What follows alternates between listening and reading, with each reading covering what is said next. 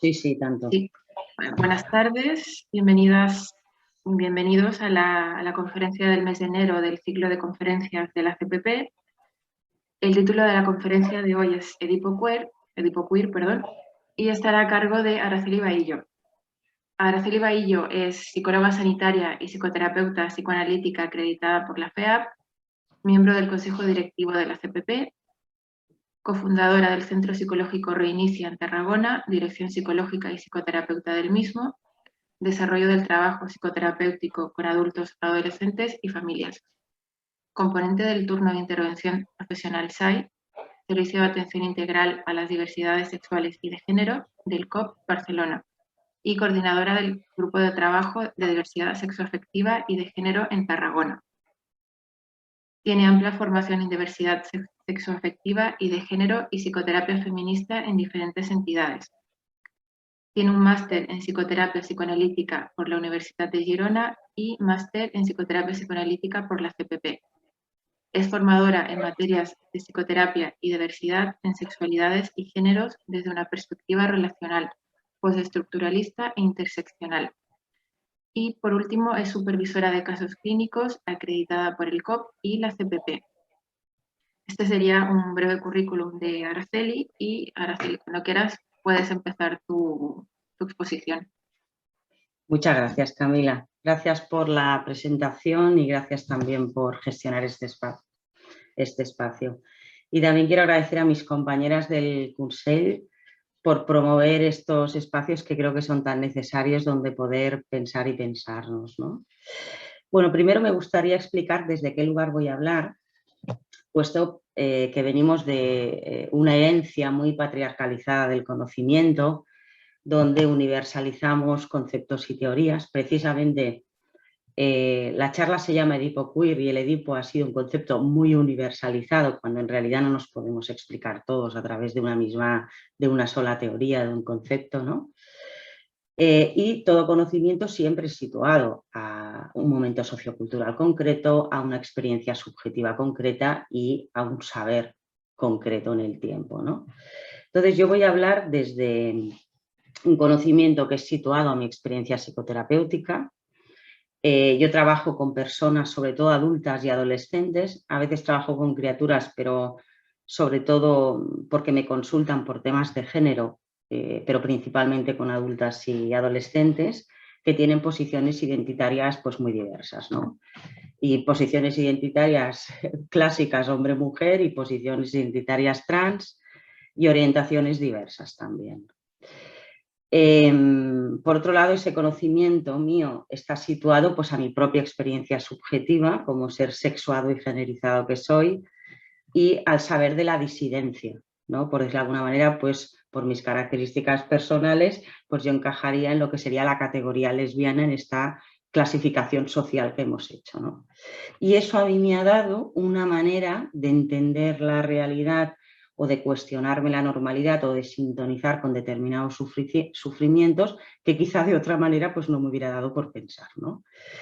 Y también el conocimiento está situado pues, a un diálogo que he ido estableciendo con los pensamientos psicoanalíticos, las teorías queer, las pensadoras feministas, ¿no? Y toda la producción que hay dentro del campo de la diversidad sexoafectiva y de géneros, ¿no? Bueno, por otro lado, yo soy una persona que no creo en la verdad, ¿no? Sobre todo no creo que haya una verdad sexual, ¿no? A la que tengamos que llegar, como que haya algo que de repente tiene que salir ahí, sino que creo que cada persona vamos construyendo nuestra propia verdad y vamos construyendo nuestra propia narrativa a lo largo de la vida sobre quiénes somos. Una narrativa que probablemente no tiene una respuesta última, ¿no? Y por otro lado, pues entiendo que nuestra subjetividad se construye en intersubjetividad, ¿no? En matrices relacionales muy complejas, donde intervienen las identificaciones, los vínculos que establecemos con las personas significativas, la cultura y los sistemas de poder que nos producen y nos performan profundamente. Y es sobre todo en este último apartado donde me quiero centrar, porque muchas veces desde los marcos psicoanalíticos, psicoterapéuticos en general, nos centramos mucho en la familia, ¿no? Lo encerramos todo mucho ahí, y sin embargo le damos poca importancia al contexto social, ¿no? Porque la familia está totalmente atravesada por toda una serie de dispositivos de regulación de la sexualidad. Y creo que es muy importante el poder pensar esto desde este lugar, y es sobre todo donde yo quiero hacer hoy incidencia. De hecho, Deleuze y Guattari, precisamente en su libro El Antiedipo, le hacen esta crítica al psicoanálisis, ¿no? Que todo está encerrado en un familiarismo cuando, bueno, la familia al final es un microespejo de la sociedad en la que vivimos, o podríamos decir que la familia metaboliza la cultura, digamos, por ejemplo, con las criaturas, ¿no? que se están construyendo en estos marcos intersubjetivos, ¿no? Un poco con Edipo queer, mi idea es no tanto proponer que hay un Edipo que es queer, porque creo que las lógicas edípicas no nos sirven para contarnos, ¿no? que necesitamos mutar hacia otras lógicas, pero sí que es verdad que, por ejemplo, desde los paradigmas relacionales el Edipo ha perdido mucha fuerza, ya no nos explicamos tanto desde esos lugares, sino nos explicamos más a través de las matrices relacionales que comentaba antes. Por ejemplo, no hablamos tanto de pulsión, sino que ponemos más el acento en la relación, en lo afectivo, en el vínculo, etc. Pero sí que creo que tienen mucho peso todavía las lógicas edípicas basadas en la diferencia sexual, que son lógicas heteronormativas y binarias que hemos ido heredando. Sí que creo que desde ahí nos pensamos mucho todavía dentro de los paradigmas, en general dentro de todos los paradigmas, pero a mí el que me interesa es el psicoanalítico, ¿no?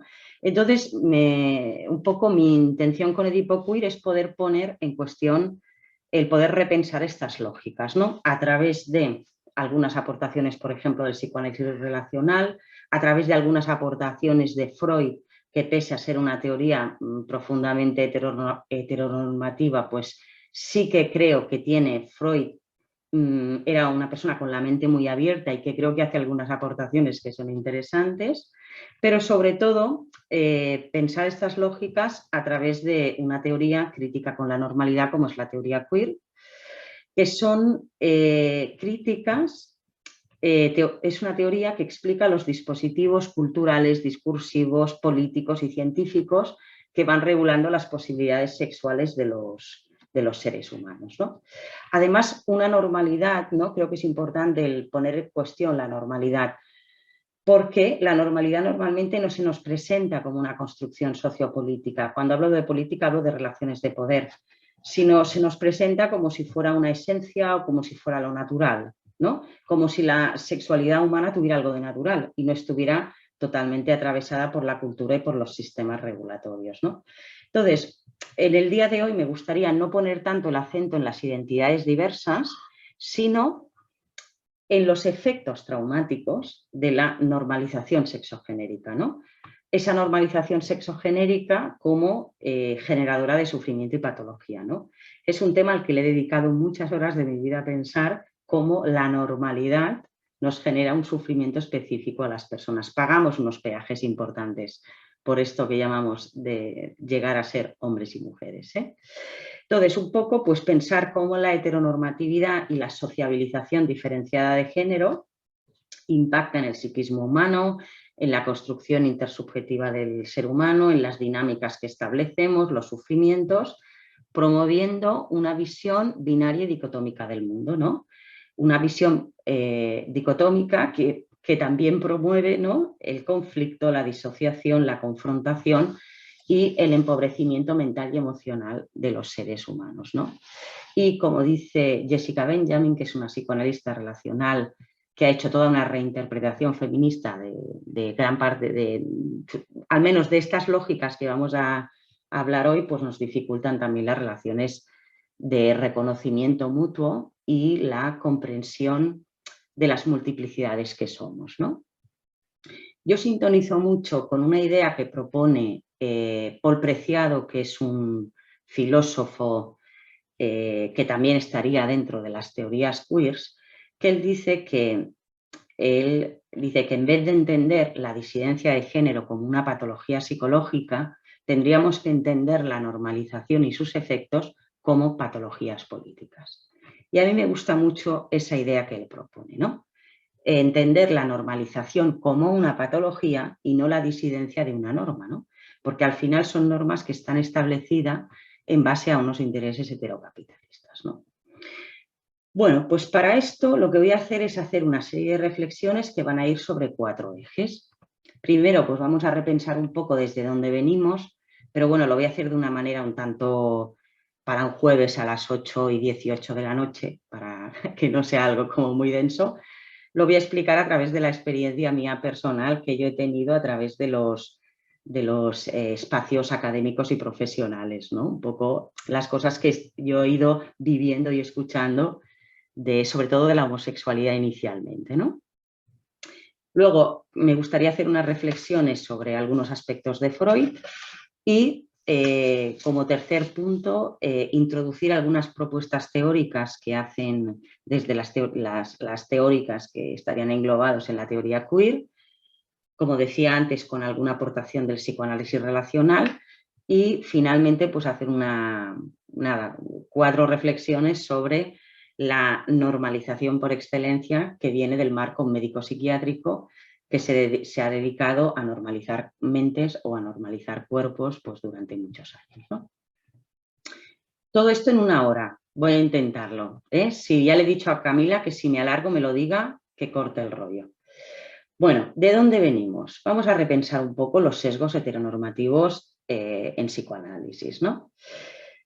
Bueno, yo hace unos 27 años, yo diría que empezaba la carrera de psicología, ¿no? Y imaginaos en ese momento qué se podía llegar a decir de la homosexualidad, si es que se decía algo, porque de la diversidad, de esto que llamamos hoy día la diversidad sexoafectiva y de género, pues realmente ni se hablaba. Pero si se hablaba de la homosexualidad siempre era en términos pues bastante negativos, ¿no?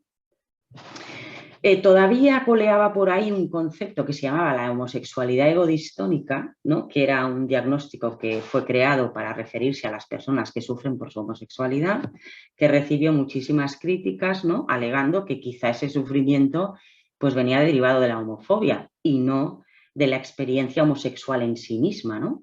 O sea, que el malestar viene de afuera, que no es algo tan endógeno. Evidentemente, no hay orientaciones sin conflicto, ni vidas sin conflicto, ni vidas felices, ni vidas fáciles, ¿no? Pero a mí me parece muy interesante el poder pensar las cosas desde ese lugar. No necesariamente tiene que ser una experiencia negativa, ni siquiera la experiencia trans tampoco, ¿no? Sino que muchas veces tienen que ver con las violencias que vivimos desde fuera. Bueno, yo en mi 2.º año de carrera tuve la enorme suerte de conocer el psicoanálisis, porque en el momento que estudiaba psicología habían 2 grandes marcos, conductual cognitivo y psicoanalítico. A mí el psicoanálisis me atravesó desde el primer momento hasta hoy. Me acuerdo que no me enteraba de nada, pero me encantaba. O sea, había algo ahí que me seducía mucho, ¿no? Bueno, y en los diferentes entornos donde yo empecé a moverme, digamos, psicoanalíticos, donde se hacían formaciones, actividades y demás, hasta el día de hoy, pues bueno, un poco la visión que había de la homosexualidad era una visión que estaba totalmente ligada a la perversión, ¿no? La famosa perversión, pero estaba ligada a la perversión entendida como patología, no lo que decimos hoy, ¿no? Toda sexualidad es perversa si no es reproductiva, ¿no? En la época de Freud no, estaba ligada a la perversión como patología.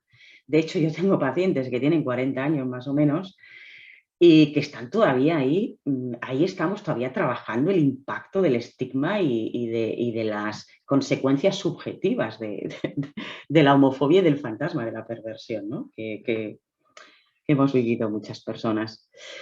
De hecho, la perversión tiene que ver con la incapacidad de ver al otro como sujeto, ¿no? De no reconocerlo como persona, de usar el cuerpo del otro de manera desubjetivada. No tiene nada que ver con que tu pareja tenga pene o vagina. De hecho, lo importante es la relación que tú estableces con el otro, ¿no? Que sea una relación de reconocimiento mutuo. Luego también recuerdo que estaba muy ligada a la inmadurez psicológica, porque en ese momento llegar a ser hombre o mujer era llegar a la madurez. Llegar a ser hombre o mujer y ocupar además de ese lugar con todo lo que conllevaba eso, ¿no? Y luego también estaba como muy ligada al narcisismo, que era un tema que a mí me traía de cabeza, ¿no? El hecho de que la gente homosexual es narcisista o somos narcisistas porque nos buscamos parejas iguales a nosotras, ¿no? Dices, yo pensaba, ¿en serio 2 mujeres son iguales porque tienen vagina, por ejemplo, o 2 hombres son iguales por la anatomía. Era un tema que a mí yo me acuerdo que a veces, claro, yo soy por mi carácter, pues protestaba, ¿no?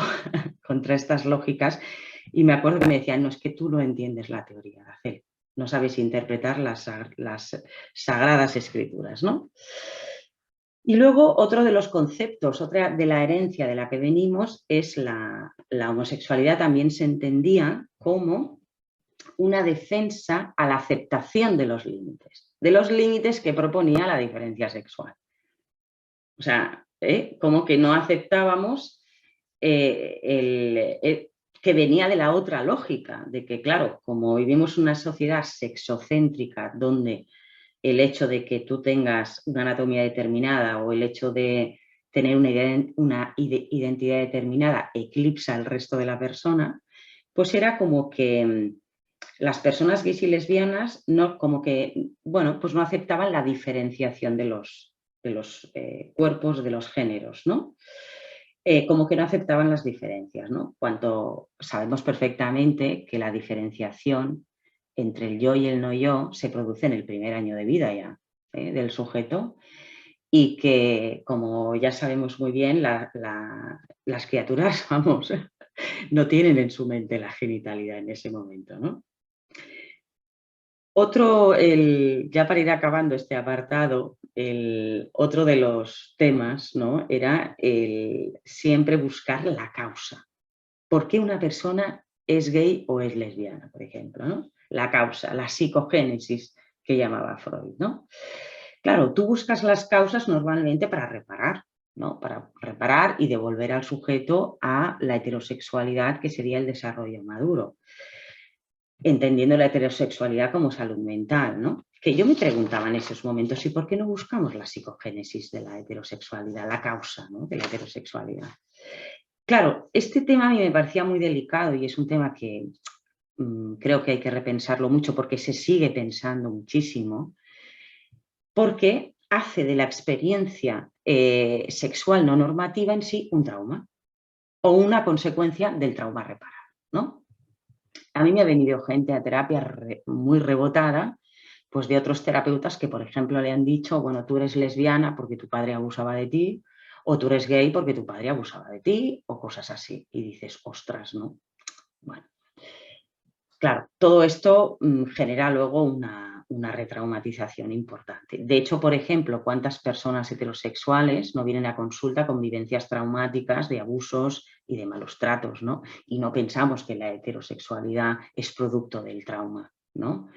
Nos centramos en qué, pues en las secuelas de esas experiencias, ¿no? El deterioro del propio self, del autoconcepto, de la autoestima, el deterioro de los recursos mentales y emocionales de la persona, la relación con el cuerpo, porque siempre se complica el cuerpo en estas situaciones, ¿no? Y trabajamos para poder reparar esos daños, ¿no? Pero en cambio, cuando una persona gay o lesbiana o incluso trans hoy día, pues ha tenido estas experiencias, las pensamos como producto de ese trauma. Y algo que hay que reparar, ¿no? Y creo que esto es importante que lo podamos repensar, ¿no? Obviamente, como sabemos muy bien los que nos dedicamos a este oficio, no hay vidas sin trauma, ni sexualidades sin trauma, y es que nuestra propia configuración psíquica es traumática en sí misma. Por eso nuestras identidades además son múltiples, ¿no? De hecho, uno de los aspectos que yo más trabajo en terapia es el trauma relacional, es de lo que más trabajo, ¿no? Que tiene que ver muchas veces en estos casos, muchas veces con las violencias correctivas que ya vivimos desde que somos personas chiquitinas, ¿no?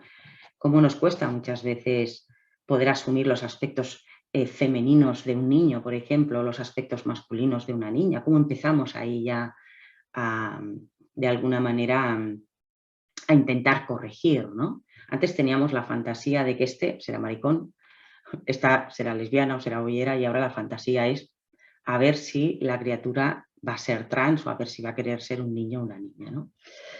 Pero ya empezamos ahí a reparar porque nos cuesta a veces asumir los aspectos que de alguna manera no se corresponden con el género en el que estamos sociabilizando a la propia criatura, ¿no? De hecho, muchas personas con las que yo he ido trabajando en psicoterapia, gays, lesbianas y transexuales inicialmente, ahora hablaríamos de personas trans porque abriendo a la heterogeneidad de las experiencias, pero es que el menor de sus problemas en sus vidas es ese, que sean gays o que sean lesbianas o que su percepción subjetiva sobre quiénes son no coincida con su genitalidad, es el menor de los problemas, sino muchas de las problemáticas que vienen tienen que ver con las historias de vida, que muchas de ellas tienen que ver con estas violencias de las que hablo, ¿no? Bueno, y luego, pues dentro de, acabando este repaso de la herencia de dónde venimos, pues cuando desde los marcos psicoanalíticos se empieza a pensar la transexualidad, pues se hace desde el marco de la psicosis, ¿no? O sea, desde personas pues, que no tienen un criterio de realidad concreto, que no, digamos, que estarían en ese lugar. Mi experiencia, digamos, sería que la mayoría de mis pacientes que son trans, dentro de esa lógica de la psicosis, la neurosis y la perversión, son gente neurótica, ¿no? Evidentemente, pues también habrá gente psicótica que será trans y habrá gente perversa que será trans, etcétera, etcétera, siguiendo un poco esas lógicas freudianas, ¿no? Desde las que hemos heredado. Bueno, toda esta visión que es patologizante se ha llevado a lo académico y a la práctica psicoanalítica también y psicoterapéutica. No, evidentemente que esta visión no es exclusiva ni mucho menos de esta corriente. Esta visión ha estado en todas las corrientes. Lo que pasa que, bueno, a mí me interesa, el psicoanálisis es lo que me interesa y es el marco el que quiero repensar hoy, ¿no? Toda esta visión lo que ha producido muchas veces pues, es toda una retraumatización en las personas que buscan en este recurso pues, un alivio a su sufrimiento, ¿no? Porque la gente con sexualidades no normativas ya viene con un montón de fantasmas incorporados, ¿no? Ya llevan escuchando toda su vida que eso no es algo bueno, que es dañino, que es vergonzante, que hay algo que no está bien en ellas, ¿no? Con todo el deterioro psicológico que eso supone para la persona. Bueno, cuando yo escuchaba todas estas cosas, claro, yo os estoy hablando de un recorrido de 25 años. Yo me hacía dos preguntas aquí. La primera pregunta que me hacía era, ¿esta gente dónde vive? Es decir, ¿esta gente desde qué lugar piensa esas experiencias de vida, ¿no? Y yo me daba cuenta que las pensaban desde la heterosexualidad, es decir, desde la normalidad, ¿no? Y con una falta también de experiencia directa con las, digamos, sexualidades no normativas. Y la segunda pregunta que yo me hacía cuando escuchaba esto era, ¿esta gente no piensa que aquí hay personas que a lo mejor pues no somos heterosexuales, por ejemplo, o que aquí puedan haber personas transexuales que se están formando en estos campos? Claro, y que estas visiones retraumatizan, ¿no? Sobre todo, esto me lo preguntaba porque yo veía, ¿no? Algunas de mis compañeras o compañeros que eran gente gay o lesbiana, pues se empequeñecían o no querían decir abiertamente lo que eran porque, bueno, pues porque estaba como mal visto en estos contextos. Y a mí eso, pues la verdad que me producía como mucha tristeza. Y todo esto a mí me lleva a pensar en la dimensión política de la sexualidad. A mí me ayudó muchísimo el poder abrirme a la producción feminista y a las teorías queers y a otros profesionales que trabajaban de otras maneras y que entendían la diversidad desde otros lugares, pues a mí me ayudó mucho y yo lo puse en diálogo con el marco psicoanalítico, que es el marco que a mí pues más me da respuestas, ¿no? A todo esto, evidentemente, también hemos de decir, porque esta es la parte un poco más dolorosa de este repensar de dónde venimos, ¿no? Con esta visión más normalizadora de la psicosexualidad, de algunos psicoanálisis, porque hay muchos psicoanálisis, que es más heteronormativa y más binaria, ¿no? También, bueno, evidentemente hay otras visiones psicoanalíticas que nos abren mucho más a poder pensar las multiplicidades que somos y también hay contextos y contextos, ¿no? Por ejemplo, aquí en la CPP, pues nuestra asociación, cuando de estos temas apenas ni se hablaba, pues ya repensábamos estos temas y hacíamos actividades y creábamos espacios donde poder pensar todo esto y dar otra visión, ¿no? Diferente. Bueno, vamos ahora a hablar un poco de algunos aspectos de Freud que me parecen como muy interesantes, ¿no? Y que creo que son esas lógicas que, como os decía, que creo que sería interesante como poderlas ir repensando, ¿no? Toda teoría, para poderla entender, tenemos que poderla contextualizar en su momento sociohistórico y contextualizarla un poco también en la historia de la persona que lo emite, aunque por otra parte yo detesto las lecturas religiosas de los textos. En realidad lo que quería o no quería decir Freud no lo vamos a saber nunca, sino que quizá también es importante qué interpretaciones podemos hacer de Freud y qué cosas sí nos valen, o qué cosas en su momento pues a lo mejor abrieron la oportunidad a poder pensar la sexualidad de otra manera, ¿no? El contexto, como sabemos, Freud pertenecía a la sociedad burguesa de Viena de finales del 19, principios del 20, que era una sociedad profundamente moralista, machista y patriarcal.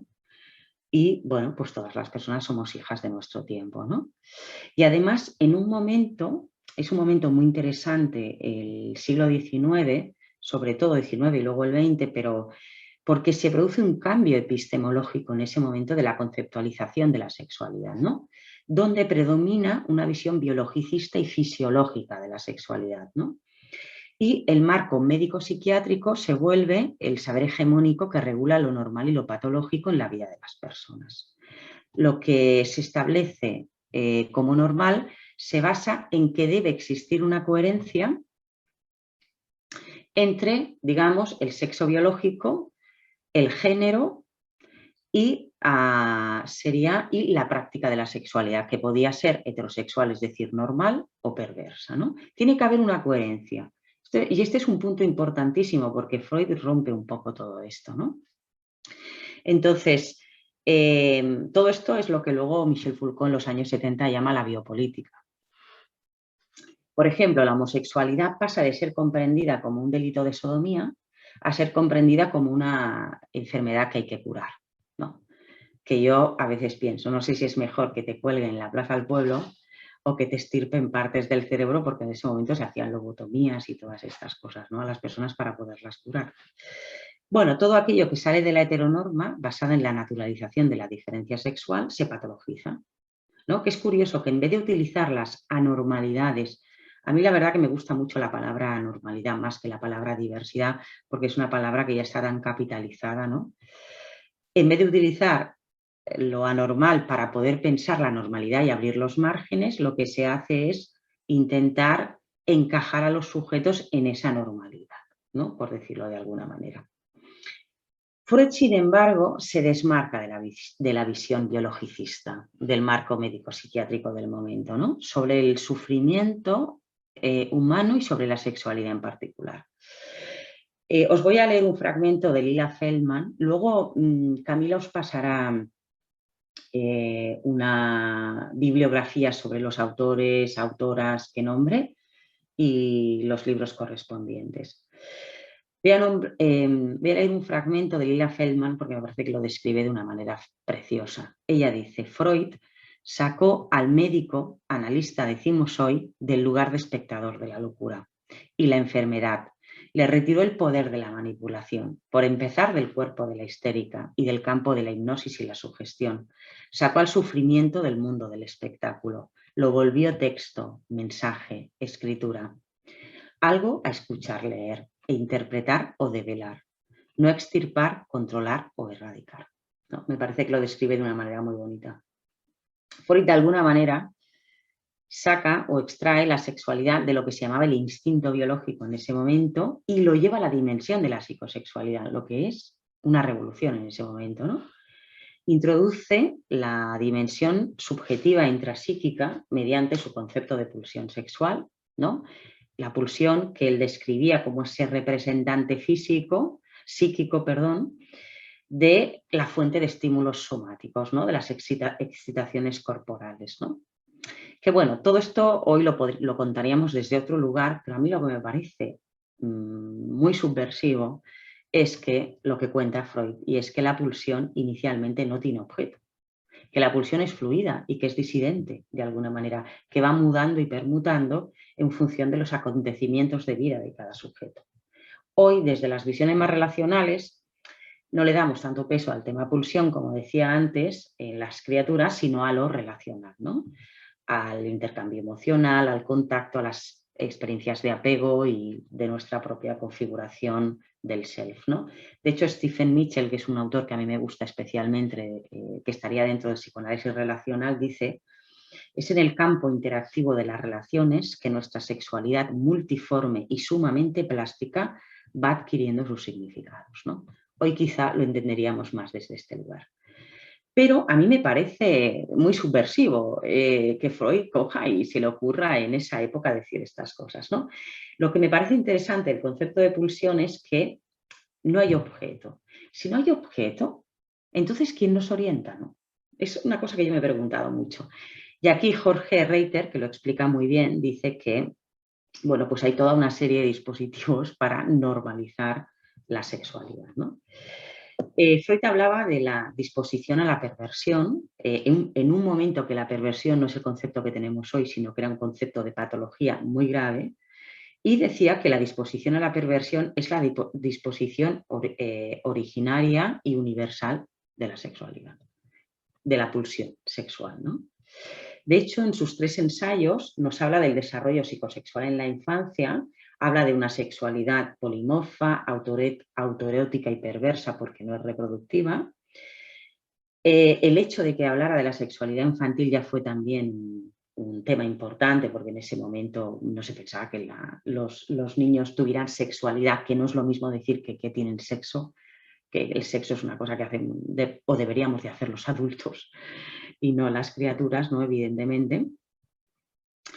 Y él propone un desarrollo teleológico que hoy también criticaríamos, ¿no? Porque, bueno, propone que hay una serie de fases en la organización sexual que están regidas por las zonas erógenas, como conocemos muy bien, la oral, la anal y la fálica, ¿no?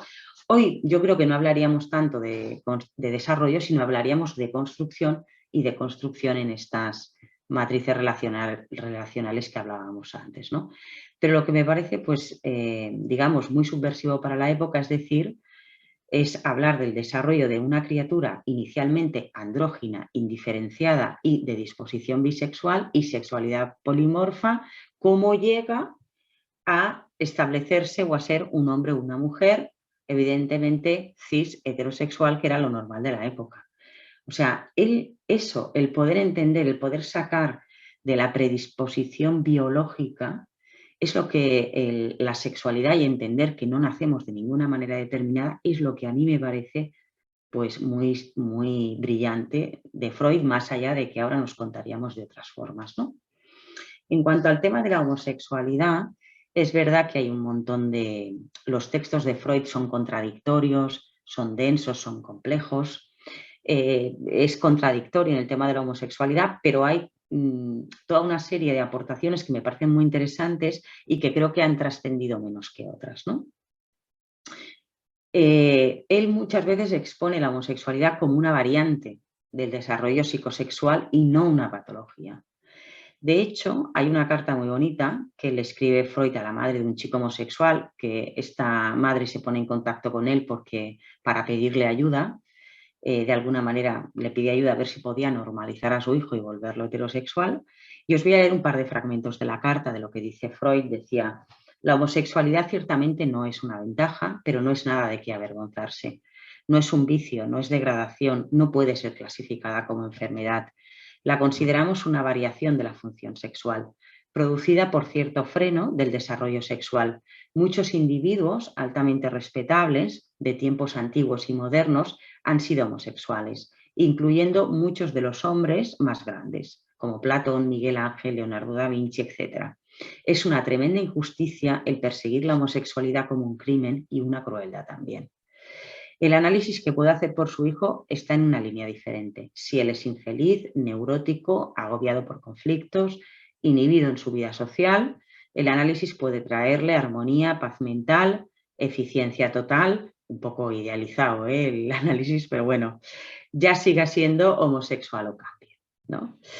Bueno, no sé, quizá estas visiones creo que han trascendido menos que las patologizantes, ¿no? Y luego os iba a explicar también un poco la intervención de Freud en aquel congreso de la IPA tan famoso, pero ya voy un poco mal de tiempo, así que os lo cuento otro día, pero también fue una aportación muy importante de Freud, ¿no? En sus famosísimos tres ensayos que él escribe edita en 1905, pero que va reeditando casi durante toda su vida, él ahí inicia estos tres ensayos preguntándose por la causa de la inversión, ¿no? Él no habla de homosexualidad hasta más tarde, al principio lo llama la inversión, de aquí la palabra invertido, pero la inversión se refería a que estaba invertido el objeto, ¿no? Con respecto a la heterosexualidad, se refería a eso, ¿no? Y que era el punto de referencia normal de la época, ¿no? Y cuando hablaba de desviación se refería al desviarse de la meta sexual normal o la máxima, que era la reproductiva, ¿no? Freud explica, hace toda una clasificación de los diferentes tipos de homosexualidades, habla de los invertidos absolutos, bueno, habla de los ocasionales, habla de aquellos que él llama los anfígenos, que hoy llamaríamos bisexuales, ¿no? Que son personas pues, que erotizan tanto relaciones con hombres como mujeres. Pero a mí lo que me parece interesantísimo de Freud, y es algo que luego las teóricas queer sí han sabido beneficiarse de ello, es que Freud cuenta que se descubren en número abundante todos los grados intermedios. Esa cosa que tiene Freud de abrir al continuo y de abrir a los grados, ¿no? Y de abrir, como decía él, a las permutaciones diferentes, ¿no? En la vida de los sujetos. Y luego además explicar en un momento del que estamos hablando, en ese momento el poder explicaba también cómo la homosexualidad se puede manifestar en diferentes momentos de la vida, ¿no? Que no necesariamente pues una persona puede puede tener relaciones heterosexuales y en otro momento que no hay una esencia verdadera de la sexualidad, ¿no? En 1920 publica un artículo, bueno, creo que es el único que yo conozco, no sé si vosotras, hablo en femenino porque hablo de personas, no sé si vosotras conocéis algún otro, ¿no? Pero el único que yo conozco que hable sobre la homosexualidad femenina lo publica en 1920, que se llama Sobre la psicogénesis de un caso de homosexualidad femenina, que es un caso que podría ser súper actual hoy día, ¿eh? La demanda la hace el padre de una chica lesbiana y se llama a Freud para decirle a ver si puede tratar a su hija y puede, literalmente dice, volver a su hija a la normalidad, ¿no?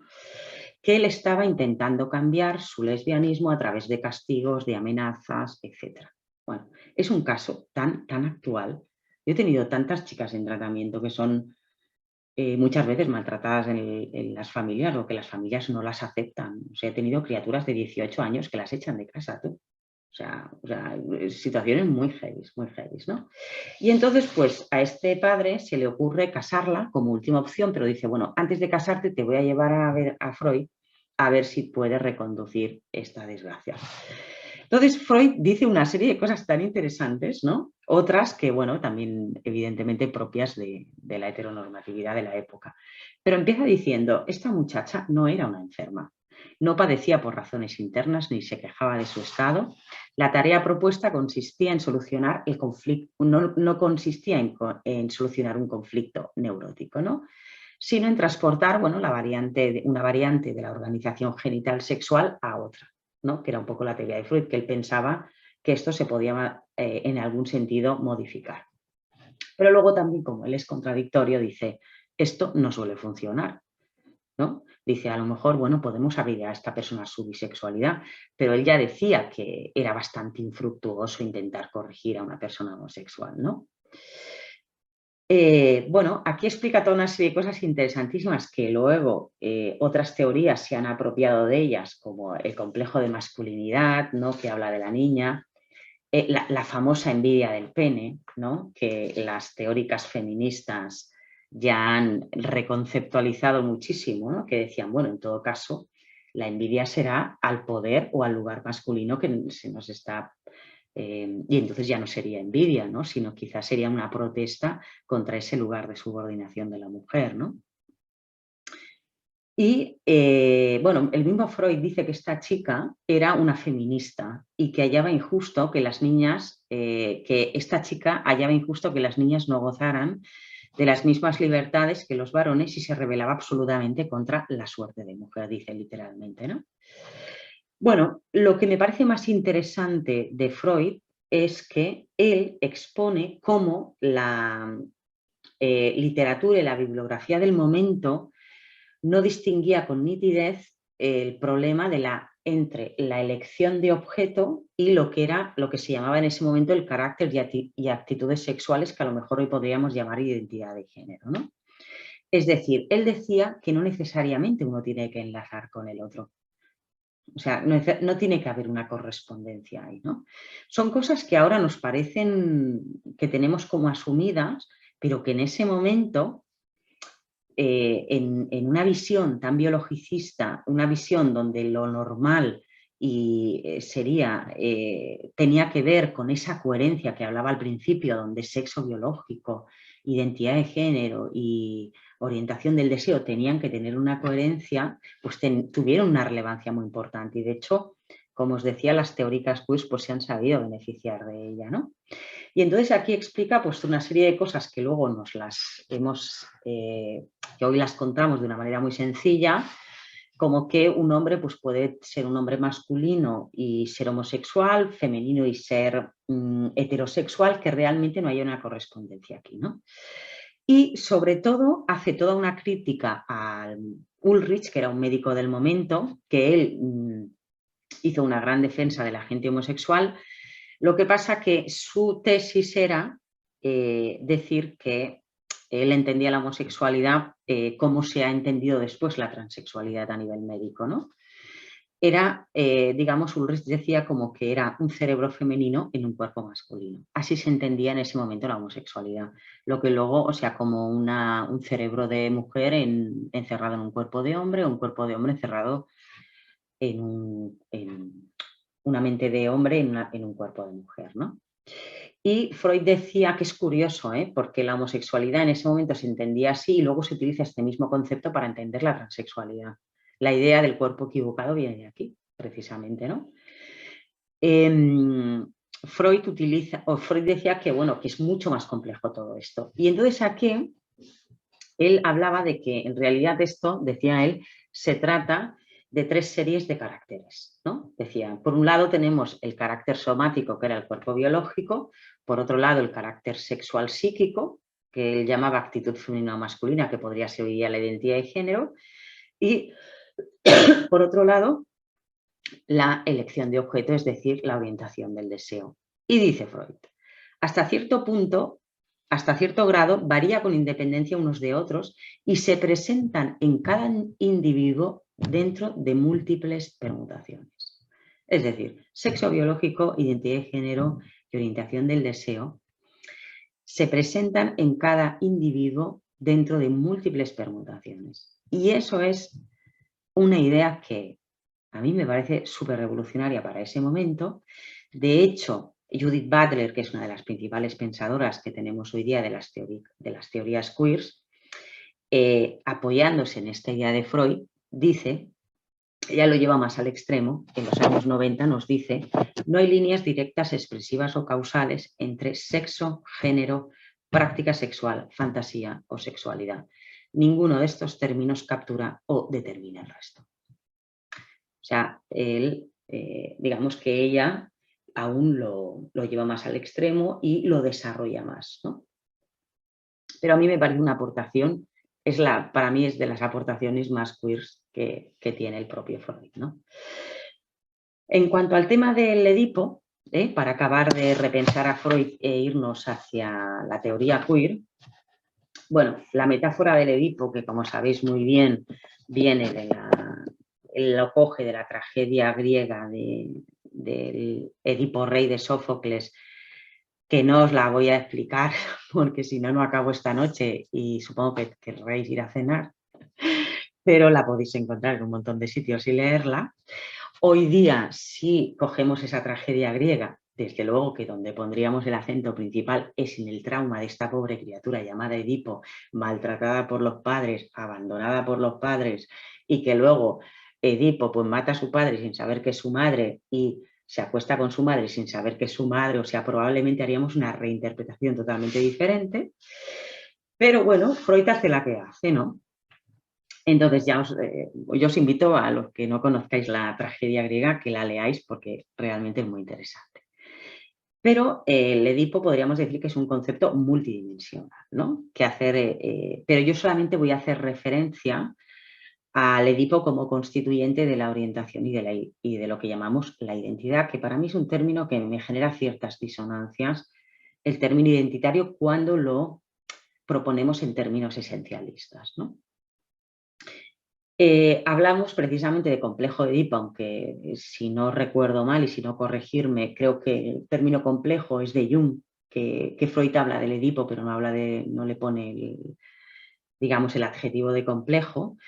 Pero hablamos de complejo de Edipo precisamente por su complejidad, ¿no? Porque engloba aspectos relacionales, afectivos, sexuales, identificatorios, ¿no? Que para Freud son la base de la estructuración psíquica del sujeto y de la etiología de las neurosis, ¿no?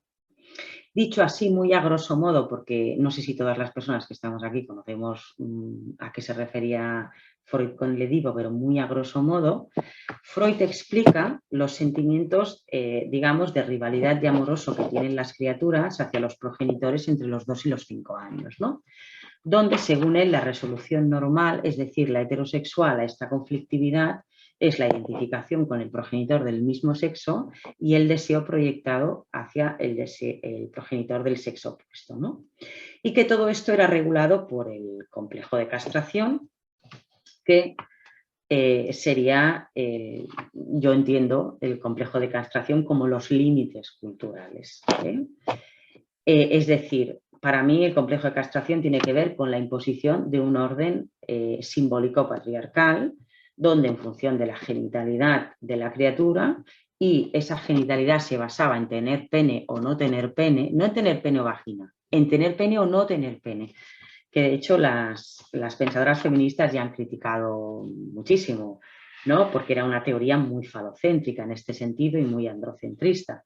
Entonces decía, pues en función de la genitalidad, la criatura ha de ocupar el lugar que le corresponde.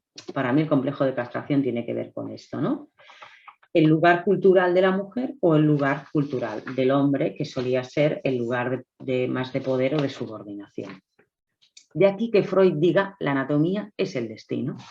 Pero claro, es un destino determinado culturalmente, que esa es la parte que a mí me parece importante.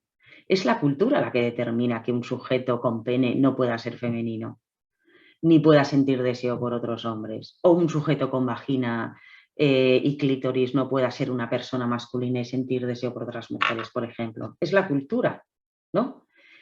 Y luego decía que esa resolución edípica además conllevaba lo que se llama la creación del superyo, que es la interiorización de una serie de normas y de prohibiciones culturales, ¿no? Que, por ejemplo, pues todos conocemos perfectamente la prohibición del incesto, que bueno, que yo creo que esto es una cosa que hay que adulta, no para las criaturas. Yo creo que creo que la prohibición del incesto hay que analizarla en ese lugar. Pero también la prohibición de la homosexualidad va implícita en este tipo también, ¿no? O que un niño, por el hecho de ser niño, no puede acceder a lo que en nuestra cultura hemos decidido que tiene que ser para las niñas. Aquí también va implícito en este tipo, ¿no? O al revés, sin sentir culpa o sentir vergüenza. Podríamos decir que el Edipo es un dispositivo cultural que regula y organiza el deseo en base a la diferencia sexual, ¿no? Un dispositivo que no tiene nada de natural. Yo, en mi opinión, creo que es un delirio pensar que por tener una anatomía determinada, que luego la vamos a cuestionar también, las personas vamos a caber en estas dos cajitas llamadas hombre y mujer. Pues me parece un poco delirante, ¿no? La antropóloga feminista Gail Rubin, en su famosísima obra El tráfico de mujeres, notas sobre la economía política del sexo, dice, refiriéndose al Edipo, dice: Cada niño contiene todas las posibilidades sexuales disponibles para la expresión humana, pero en cualquier sociedad determinada solo algunas de estas posibilidades se expresan, mientras que otras son reprimidas. Cuando el niño sale de la fase edípica, su líbido y su identidad de género han sido organizados en conformidad con las reglas de la cultura que lo está domesticando. Yo no creo que se pueda explicar mejor en ese sentido, ¿no?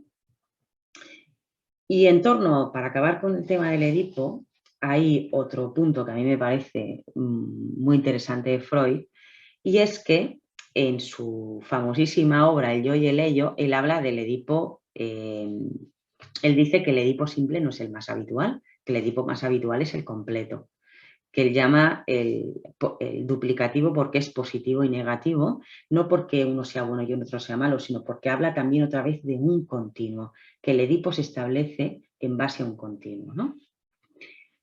Que va a depender, pues eso, de la bisexualidad originaria de la criatura, las identificaciones, el deseo y las rivalidades con los progenitores, ¿no? Y él habla que hay un continuo edípico de la resolución edípica que iría entre el normal positivo y en el otro extremo el invertido negativo, donde los eslabones intermedios exhiben la forma completa con participación igual de ambos componentes. A mí lo que quiero rescatar de todo esto es esa idea de continuo, esa idea de grados y esa idea de continuo que tiene Freud en las sexualidades humanas. Cómo, en el fondo, identificación y elección se combinan de formas múltiples en las personas, ¿no? Bueno, yo creo que lo subversivo y para mí y el potencial de Freud es proponer al sujeto como un ser deseante, ¿no? Como algo constitutivo del sujeto en ese sentido, que adopta muchas formas y que no es determinado biológicamente y que cada sujeto tendría su propia singularidad. Y cómo la cultura regula ese deseo, rompiendo con las lógicas biologicistas y esencialistas, ¿no? Entonces, podríamos decir que hay todo un potencial en la teoría de Freud, en el psicoanálisis clásico, que ha sido explotado hacia la normalización de los sujetos, en vez de ser explotado hacia el abrir las posibilidades de comprensión de las psicosexualidades humanas. Esa es la sensación que yo he tenido pues, durante muchos años, ¿no? Bueno, vamos con algunas para ir acabando. Bueno, son las 9. ¿Puedo estar un ratico más o 10 minutitos? ¿Me dais 10 minutos, 15 minutos como mucho? Y acabo, ¿vale? Bueno, la teoría queer, ¿no? Es que, claro, me quedo en la parte de lo otro probablemente ya lo conocíais, pero las aportaciones queer quizás es lo más interesante, lo más interesante. Bueno, ¿de dónde viene esto de lo queer? La palabra queer, no sé si sabéis o no, pero significa como algo como raro, torcido. Lo que pasa es que, claro, es una palabra ya tan desgastada y tan en desuso y que cualquier cosa se le llama queer que, no sé, todo va perdiendo como fuerza. No me extraña que la gente se invente un lenguaje nuevo para definirse. A mí me pasa que a veces ya no encuentro palabras para definir las cosas. Pero en su momento queer era un insulto muy fuerte. Era algo así como el puto marica, la puta bollera, el puto travelo, algo así, el puto raro, ¿no? Y se aplicaba no solo a las personas que rompían las normas heteronormativas, sino además que tenían una pinta rara, ¿no? Se aplicaba un poco a estas personas, una pinta rara a los ojos de la heteronorma y a los ojos del que mira, claro. En los años 70, 80 más o menos se convierte en un movimiento político que surge del seno del feminismo promovido por mujeres lesbianas, blancas, negras, chicanas, trans, ¿no? Que abre a la interseccionalidad, ¿no? A entender que no solamente estamos atravesadas por la variable género, sino que quizá hay otras variables que también condicionan la vida de las personas y el sufrimiento de las personas, ¿no? Donde las minorías que quedan fuera de lo aceptable se apropian de este insulto y lo resignifican utilizándolo como un lugar de reivindicación. Quien explica esto maravillosamente bien es Xavier Sáez, que tiene un libro que os lo hiperrecomiendo que se llama Teoría Queer y Psicoanálisis. Luego os lo pasaré en la bibliografía. Ahora, como decía, bueno, la palabra queer se utilizaba en muchas cosas y ha perdido un poco ese potencial. Es Teresa de Lauretis, que es una autora que os hiper recomiendo, filósofa feminista lesbiana, quien en una conferencia que imparte en una universidad de Nueva York en el año 89 populariza académicamente el término, que en su momento fue un bombazo el hablar de teoría queer porque significaba esto, ¿no? Las teorías queer se convierten en un movimiento intelectual postestructuralista impulsado por grandes feministas como Lauretis, Monique Wittig o Judith Butler, que desarrollan toda una serie de teorías críticas con la normalidad donde explican los dispositivos que os hablaba antes, ¿no? Todos los dispositivos tecnológicos, discursivos, políticos y científicos que regulan nuestras posibilidades sexuales, ¿no? Y ellas se apoyan en la teoría, en la filosofía postestructuralista, donde pasamos de esa comprensión del sujeto monolítico y unitario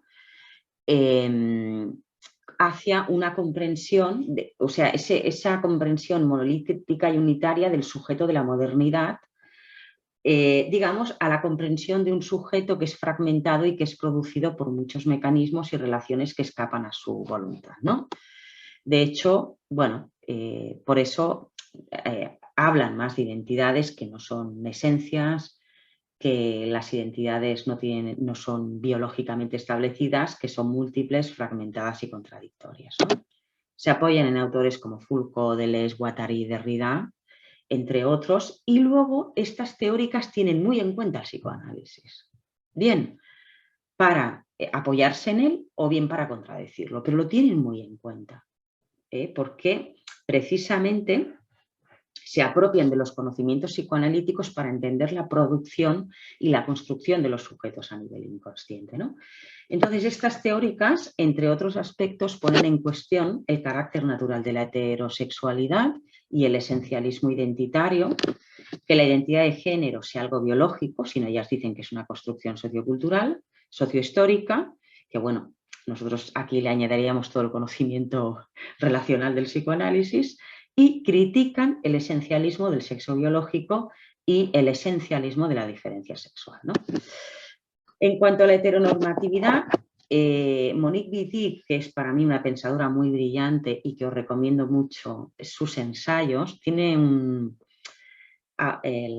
ella dio una conferencia que se llama El pensamiento heterosexual, pero ahora está publicada y os lo podéis descargar por internet bajo el nombre del El pensamiento heterosexual y otros ensayos.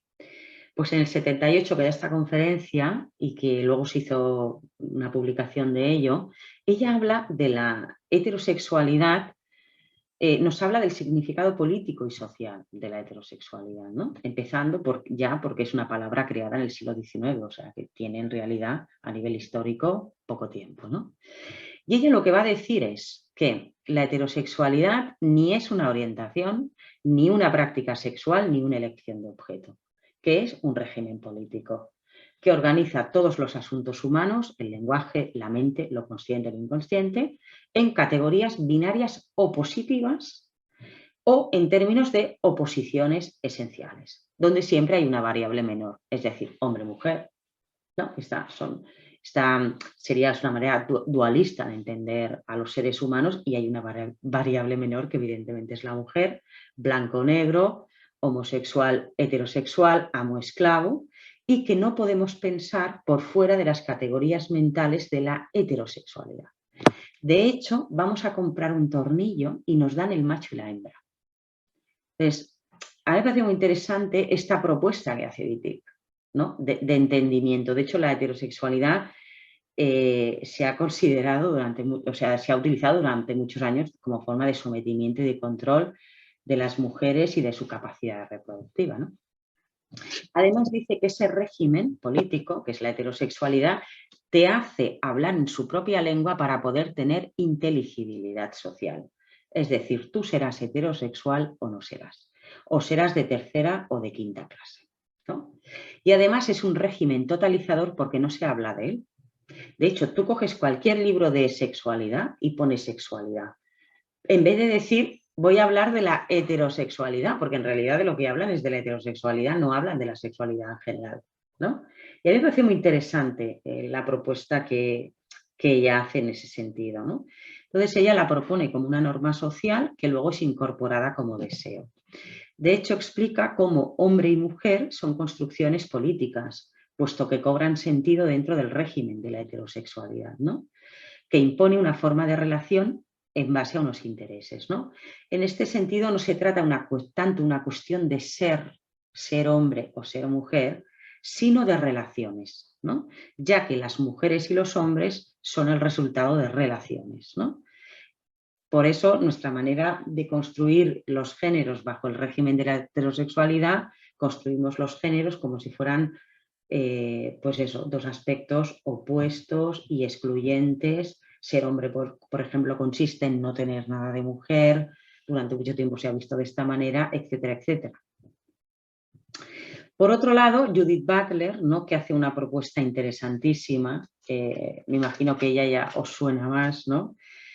Ella habla de la matriz de inteligibilidad heterosexual y de la performatividad del género, que yo creo que son ahora dos conocimientos que junto con las configuraciones en las matrices relacionales, en la matriz relacional del psicoanálisis, creo que es un conocimiento muy valioso para poder entender muchas cosas hoy día.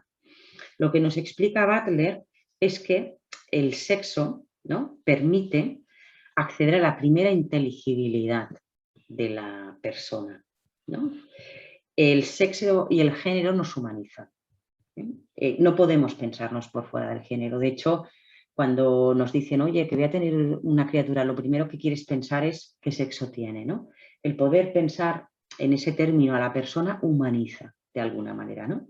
Entonces, como las personitas sabemos perfectamente que para poder tener existencia necesitamos ser reconocidas, inteligibles y mentalizadas por el otro, pues al final lo que hacemos es ajustarnos al modo en que nos reconocen, ¿no?, como sujetos masculinos o femeninos.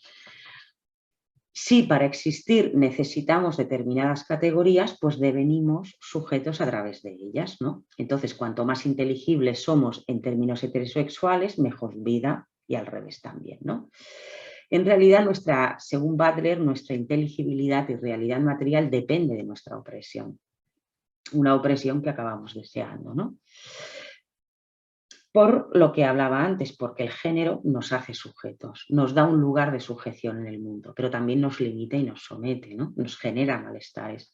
De hecho, los malestares de género se relacionan profundamente con el resto de los malestares de la vida, ¿no? Y esto es muy importante a la hora de acompañar y de trabajar con las personas que vienen a consulta por sus diversos malestares de género. Claro, la gente trans viene directamente y habla de género. La gente cis, que es lo que hemos llamado toda la vida lo normal, no. Pero sí nos llegan los efectos, porque pagamos muchos peajes por llegar a ser hombres y mujeres normales, ¿no? Steven Mitchell, como os decía antes, que es un autor relacional, dice, la persona solo es inteligible dentro de la trama de sus relaciones pasadas y presentes. El deseo siempre se experimenta en el contexto de la relación. Y ese contexto define su significado.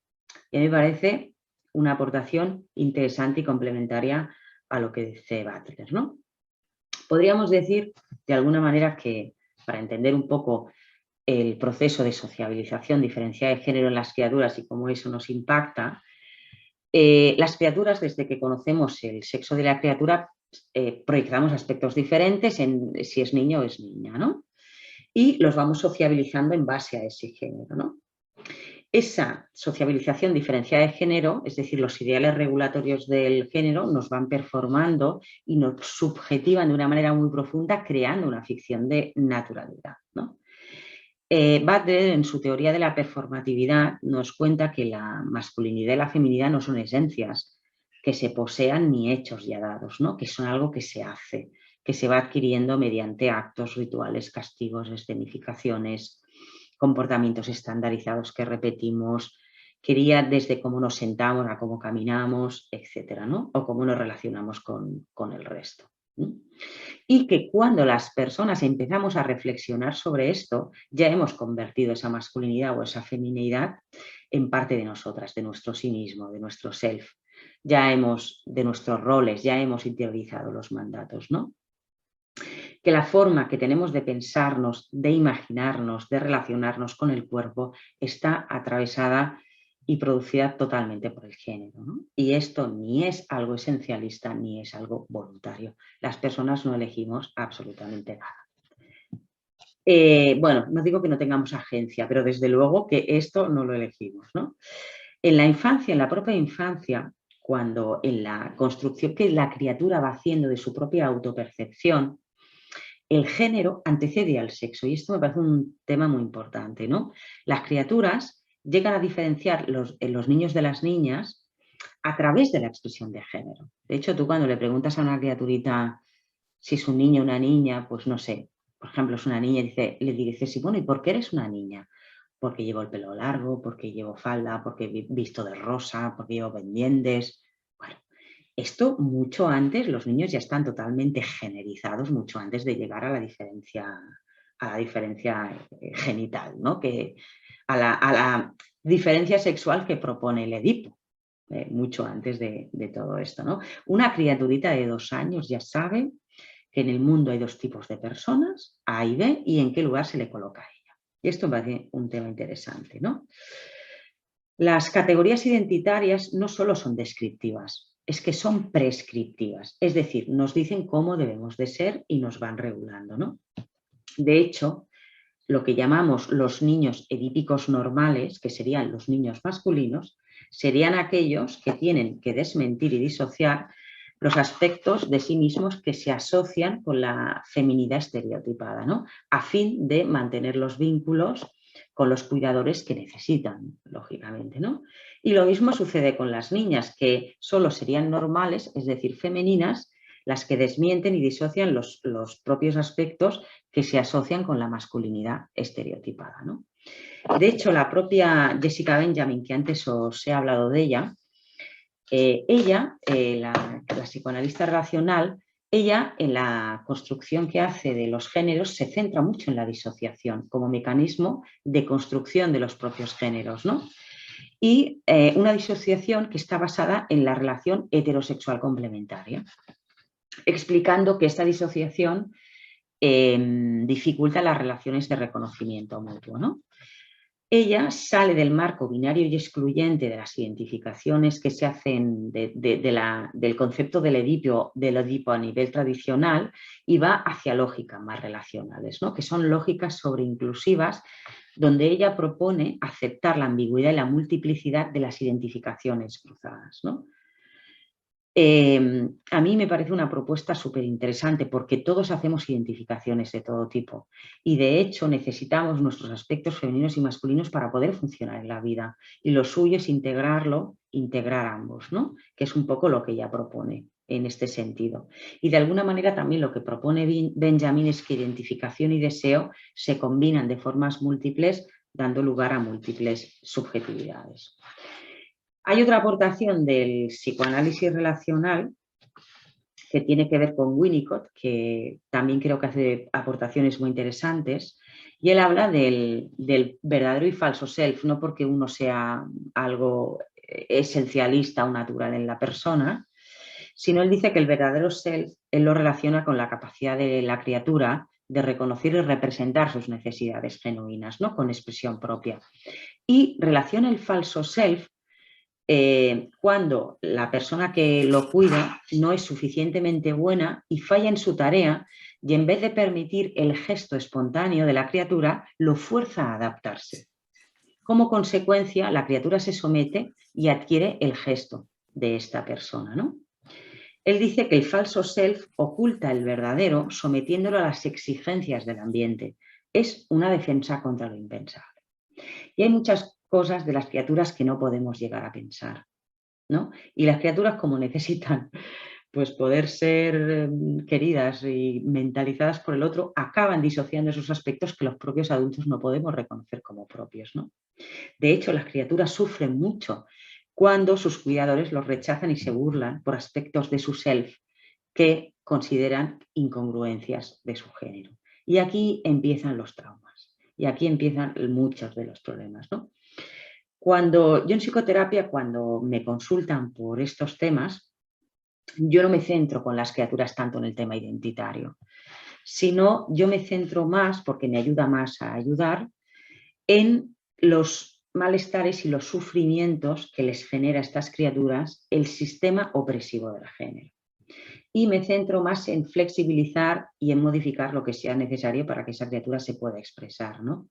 Y intento, pues, sobre todo trabajo con los adultos, porque aquí el problema lo tenemos los adultos más que las criaturas, sobre todo pues el podernos preguntar, ¿no? En una primera instancia esta criaturita por dónde le aprieta el género, ¿no? ¿Qué malestares tiene? ¿Qué supone para esta personita ser un niño o ser una niña en su mundo? ¿A qué tiene que renunciar? ¿Qué de su persona no puede estar desarrollando, ¿no? En el sistema familiar, en el colegio, etcétera, o en los diferentes contextos donde transcurre su vida, ¿no? Es muy importante dar voz a las criaturas. Pero claro, todos estos procesos no lo hago en 4 sesiones. Yo a lo mejor estoy trabajando pues un par de años, 2, 3 años con las familias, ¿no? Porque, digamos, hay muchos precisamente para poder ver esto con amplitud, ¿no? Por otro lado, como ya sabemos, que hay muchas criaturas que simplemente pues, no tienen ningún tipo de interés, por lo que se supone que se les asigna, ¿no? Sus gustos y sus intereses no están en relación a lo que se les asigna por el sexo biológico que tienen, ¿no? Lo que hemos decidido culturalmente que tiene que ser para los niños o para las niñas, ¿no? En realidad, a veces a mí me preocupan menos las criaturas que nos dicen que quieren, los niños que nos dicen que quieren ser niñas o las niñas que dicen que quieren ser niños, a veces me preocupan menos porque por lo menos estas criaturas protestan contra el adoctrinamiento del género. Pero es que hay criaturas que lo que hacen es disociar partes de sí mismas, encerrarse hacia adentro y vivir instaladas en el malestar, en el enfado o en la rabia, ¿no? Y esto me parece a mí como más preocupante. Bueno, me quedaba hablar un poco de la crítica a la noción de sexo biológico y diferencia sexual, pero si os parece es que es un poco tarde. Si queréis lo dejo. ¿Qué os parece? Para no, porque veo que es un poquito tarde ya. Si queréis lo dejamos aquí y podemos hacer, bueno, algunos comentarios al respecto, cosas o, bueno, un poco lo que os parezca.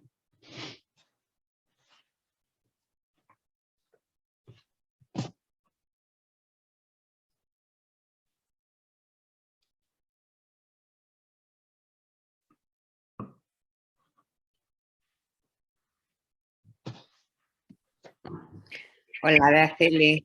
Hola, Andrés. ¿Qué tal? Bueno, como siempre me ha gustado mucho escucharte, ya sabes que soy fan tuya. Yo también, tuya. Hay una cosa que tú has dicho que, bueno, y es cierto, la cultura de alguna manera marca y cada momento histórico pues podemos sacar cosas buenas de Freud y otras no tan buenas y otras mal interpretadas dentro del psicoanálisis, ¿no? Yo hay varias cosas, una de las que me estoy dando cuenta en esto que dices, que la cultura incluso hoy nos impone un género, ¿no? De alguna manera, pero también estoy viendo cómo hay, porque la cultura la creamos de alguna manera el ser humano y luego la cultura coge forma por sí sola y funciona por sí sola. Yo lo que me estoy dando cuenta en muchos adolescentes cómo necesitan no definirse, ¿vale? Y cada vez voy viendo más esa no necesidad de definirse inmediatamente, ¿no? O sea, o el hecho de decir esto, bueno, yo me enamoro de las personas, ¿no? Más que de un sexo. Supongo en parte, a veces pienso, si no es para relajar esa parte masculina, ¿no? Esa parte que imponen de lo masculino, o cómo los niños viven la sexualidad. Para las niñas es más fácil el descubrimiento el descubrimiento de su sexualidad a través de la relación con con otras, ¿no? ¿Vale? Cosa que antes esto estaba muy reprimido, ¿vale? No lo podemos negar, que hay una etapa de la sexualidad de todo ser humano que es bisexual. Lo que pasa es que en estas épocas estaban reprimidas. Yo no sé si tú has ido viendo esta relajación por parte especialmente de los grupos de niñas, ¿no? Donde deciden no definirse, ¿no? Sí. No sé si estás de acuerdo o no estás de acuerdo. Sí que es verdad que hay como más una tendencia hacia la indefinición, ¿no? Hay muchas adolescentes que vienen y te dicen, yo soy de género no binario y pansexual, ¿no? Porque, bueno, no me quiero como colocar en ningún sitio, ¿no? Que esto, claro, puede tener como muchas lecturas. Sí que hay una parte donde, bueno, por decirlo de alguna manera, hay una necesidad a no definirse, pero claro, a veces yo me encuentro cosas muy contradictorias, ¿no? Porque a veces la gente que viene y dice, yo soy no binario y pansexual, también lo viven como una esencia. A veces, ¿sabes? Como algo muy esencialista, ¿no? No como una manera tanto de romper, sino de poderse colocar en algún lugar. También veo, por otro lado, que es una manera de... Los adolescentes viven en un mundo tan incierto, donde no controlan nada y con tantas... y que, donde todo cambia tan deprisa, que veo que han encontrado aquí como un modo donde acogerse a algo y poderse definir ellos. Exacto, ¿no? Eso Donde es. hay un Sí. que no es depresión, sino de No. más bien de, bueno, voy experimentando, porque eso es la adolescencia, ¿no? Sí. Pero esto a la vez a mí me hace pensar un poquito, yo no sé si has oído de la polémica de los cambios sexuales que se han hecho precipitados, ¿no? Y que, bueno, desde mi punto de vista, si nos acogemos dentro del psicoanálisis relacional y de las teorías más evolucionistas, el esperar, yo creo que a veces hay situaciones que se precipitan, ¿no? A un cambio de sexo cuando se ha de respetar el estado evolutivo del niño o de la niña, en este caso, ¿no? De esperar de alguna manera a cómo van evolucionando, ¿no? Y una vez haya evolucionado su psique, ¿vale? Que puede ser uno a los 18, otro a los 20, entonces se puede, de alguna manera, se puede dar la aceptación de ese cambio de sexo y que está habiendo mucha polémica en cuanto a este tema, ¿no? Sí, Yo sí. creo que como psicólogos relacionalistas esperaríamos o acompañaríamos a esa persona, ¿no? Sí. A que lo tenga realmente claro, ¿no? Sí. Bueno, claro, es muy complejo este tema, ¿no? Yo no tengo la verdad ante este tema, pero sí, pero te doy mi opinión. Yo soy muy pro terapia, es decir, hay que hacer proceso y dar un espacio terapéutico a trabajarse lo que sea necesario. Pero lo mismo que si viene una adolescente chica cis, como tantísimas que vienen a terapia con un malestar terrible puesto en el cuerpo que lo quieren cambiar de arriba abajo. Pues o históricamente, ¿cuántas mujeres no vienen a consulta? Mujeres en el sentido histórico del término, con un malestar terrible puesto en el cuerpo y que también pues quieren hacerse sus cambios corporales, estéticos y sus cirugías y demás, ¿no?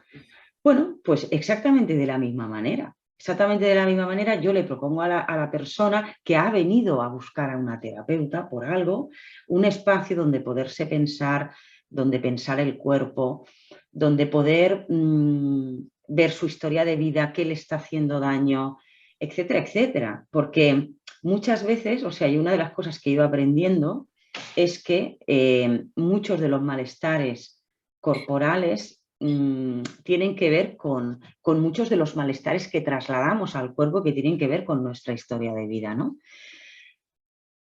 Siempre teniendo muy en cuenta el no normalizar a la persona.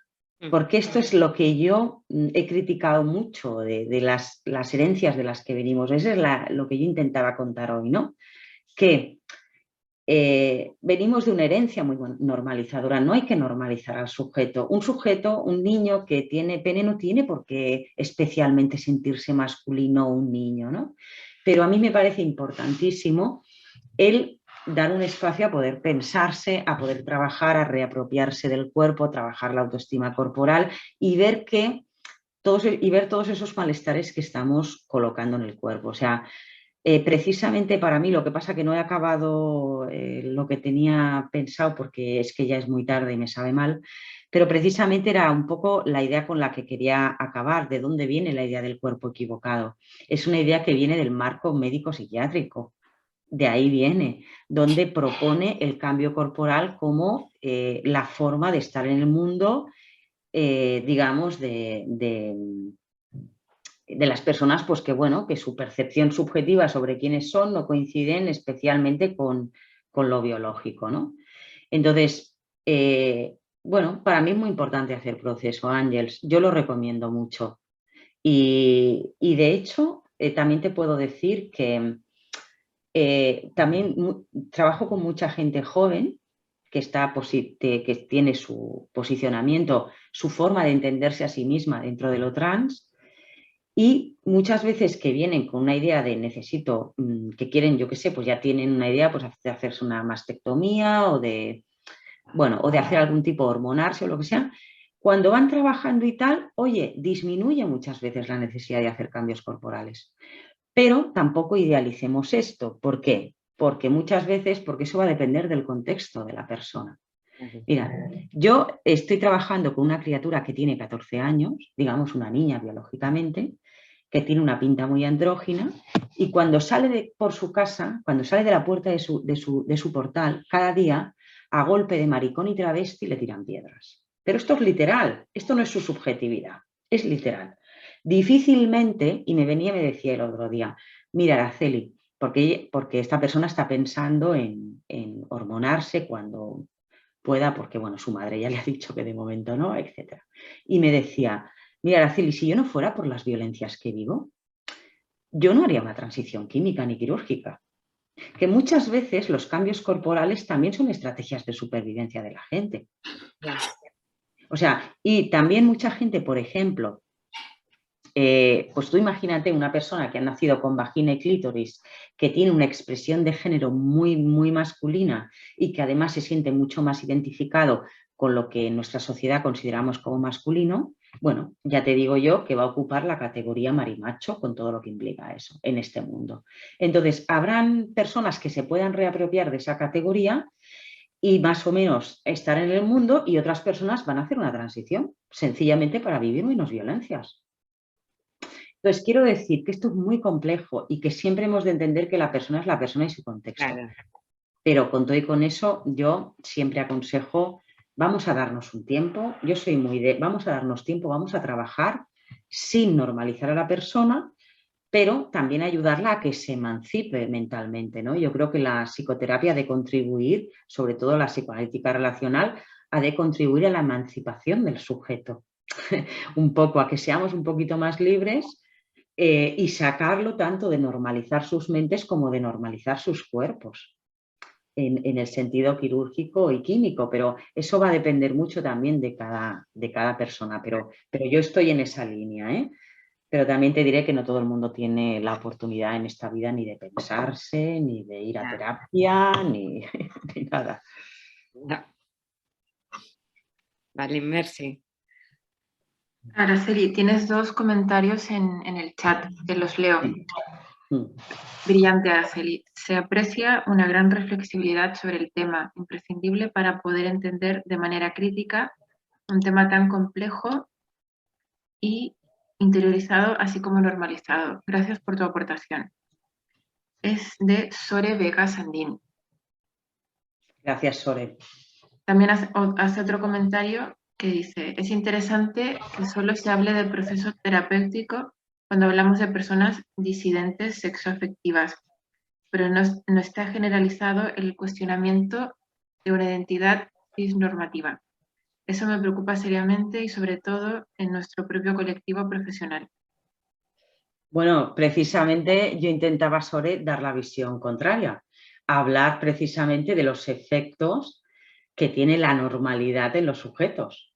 O sea, es que precisamente hay que trabajar mucho la normalidad, ¿no? Y digamos, los sufrimientos que aportan la normalidad. Pagamos, como decía, unos peajes muy grandes por llegar a ser hombres y mujeres.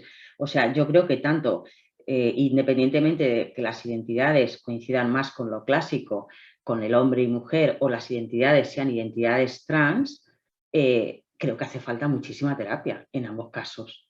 ¿Por qué? Porque el sistema opresivo del género nos hace sufrir en general a muchas personas por una cosa o por otra. Y de hecho, precisamente lo que he intentado en la charla es cuestionar la normalidad y el efecto de la normalidad sobre nuestros sufrimientos, ¿no? Un poco era...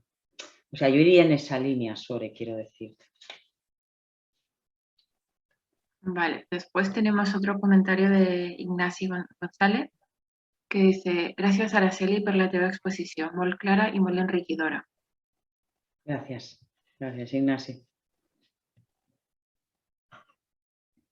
Hola, a mí me gustaría hacer un comentario en relación a lo que ha dicho Ángeles, que a mí la sensación que me da esto de lo de intentar buscar que los niños que quieren hacer algún tipo de cambio en el tema trans y todo esto, que estén seguros, me recuerda un poco a lo de la fase bisexual. Me da la sensación de que a los que se nos exige que estemos seguros y un poco demostrar incluso es a la gente que nos salimos de la norma, pero a nadie se le exige que esté totalmente seguro de que es cis. O sea, me da un poco esa sensación de que se lo exigimos solo a la disidencia, eso. Pues me parece una reflexión estupenda, Laura, porque es tal cual, ¿no? O sea, cuando tú sales de la norma, ¿no? Tienes claro, antes se decía a las criaturas, tienes claro a las adolescentes que eres lesbiana, ¿no? ¿Tienes claro esto? Que eres gay, ¿no? Y decías, yo qué sé, pues no lo sé, ¿no? Es que si yo tengo 45 años y no sé, no podría definir quién soy. Y no sé si algún día encontraré una respuesta, probablemente nunca encontraré una respuesta última, pero tienes toda la razón, Laura. Muchas veces es a la gente que sale de la norma a la que se le exige como una claridad, pero ¿quién tiene una claridad sobre quién es? ¿Vosotras tenéis una claridad sobre quiénes sois? ¿En serio? Pregunto, ¿eh?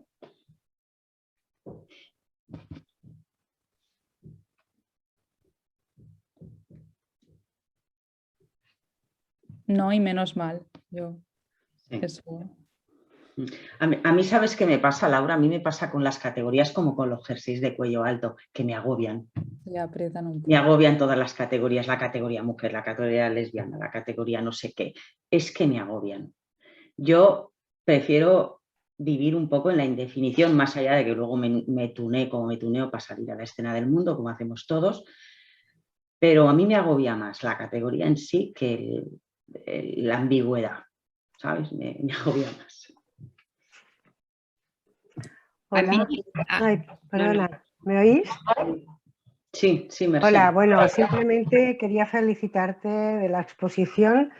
Yo no soy psicóloga, soy enfermera pediátrica jubilada, pero debido a mi experiencia, a mi vivencia, a tener una criatura hace 6 años, tiene 23, y visualizo su manera de sentir, a raíz de ser una persona totalmente abierta y tener un hermano homosexual, tuve mi proceso secundario de transición, lógicamente, y a partir de aquí aprendí a escuchar, que decir respetar a mi hijo, y esto me ha ayudado también a acompañar a más familias. Realmente estoy muy contenta de oírte, de veros, del enfoque que ha habido en tu exposición, porque creo sobre todo en ello, o sea, no normalizar, ampliar. Bueno, yo he aprendido escuchándote también y me ayuda a seguir acompañando y a creando este pequeño, aportando este pequeño granito para que todas las personas se puedan sentir y ser lo que quieran, ¿no? Y bueno, sobre todo era un poco esto, y imposible no caer nosotros claro, esto es, hemos de hacer, bueno, estoy con vosotros de la terapia, o sea, contigo, Araceli, totalmente de acuerdo, pero sabemos que hay una presión social exagerada, que esto condiciona a nuestras criaturas, y a personas adultas, pero a nuestras criaturas, y luego esta presión también es súper condicionante a las familias, ¿vale? Entonces, para proteger, porque lo único que queremos y que se quiere es proteger y ayudar y acompañar a estas personas, a veces nos adelantamos o se adelantan las familias y les ponen las cosas como fáciles. Esto no se debe hacer nunca, ¿no? Esto lo he aprendido gracias a que he escuchado, ¿no? Entonces he aprendido que no, que han de hacer su camino, han de ser ellos. Y el hecho de que sí se bloqueadores, no bloqueadores, tratamientos y tal, es lo que has dicho tú, Araceli, nada más que esto, o sea, hacer lo posible para buscar este malestar de que viene. Cualquier persona en esta vida tenemos malestares, esta presión social y ir hacia allí, pero hemos de valorar la balanza, ¿no? Porque muchas veces, o sea, empiezan haciendo una cosa y luego no parece que se vayan hacia atrás, sino que simplemente es una elección, es un descubrimiento, ¿no? La adolescencia se caracteriza por descubrir y hacer cosas, ¿no? O sea, que hemos de respetar totalmente, a pesar de que hemos de ayudarles y acompañarles a este camino que tienen que hacer ellos. Esto quería aportar y te agradezco muchísimo lo que has aportado porque a mí me ha gustado muchísimo. Gracias, Mercè, y gracias por la experiencia tuya que comentabas, ¿no? Sí que, a ver, yo sé que es un tema muy complicado, yo no tengo una respuesta y una verdad ante todo, ¿no? Y desde luego yo soy una persona muy pero claro, es que la gente que ya viene a terapia ya viene con una predisposición a poder trabajarse muchas cosas, ¿no? Pero hay mucha gente que no puede. Y yo cuando hablo de tener claro o no tener claro, si no va tanto por ahí la cosa, ¿no? La gente que viene a terapia es gente que está sufriendo y eso hay que entenderlo. Y entonces lo que hay que hacer es trabajar ese sufrimiento, entender a la persona qué le pasa. Y muchas veces los sufrimientos de esta gente, de estas criaturas, cuando hablo de adolescentes, no tiene tanto que ver con si son chicos, si son chicas, si no lo son, si tal, sino tiene que ver con las violencias del entorno, porque sienten que no encajan, porque a ver en cuarto de la ESO, ¿quién sobrevive a romper la normatividad, ¿no? O sea, y va más por ahí la cosa, ¿no? Sí que yo lo digo, pero yo también entiendo, una cosa es mi deseo y otra cosa es la posibilidad de la persona también con la que trabajo. Pero yo siempre les invito a hacer un camino, pero simplemente porque creo que va a ser mucho mejor para estas personas, porque no tiene nada que ver hacer un cambio corporal cuando tú te has trabajado tu historia de vida, cuando tú has trabajado el malestar que has desplazado al cuerpo, cuando tú tienes una visión más realista, por ejemplo, de lo que es un cambio corporal, porque, por ejemplo, muchos adolescentes vienen con una visión a veces muy disociativa de la realidad. ¿Qué quiero decir con esto?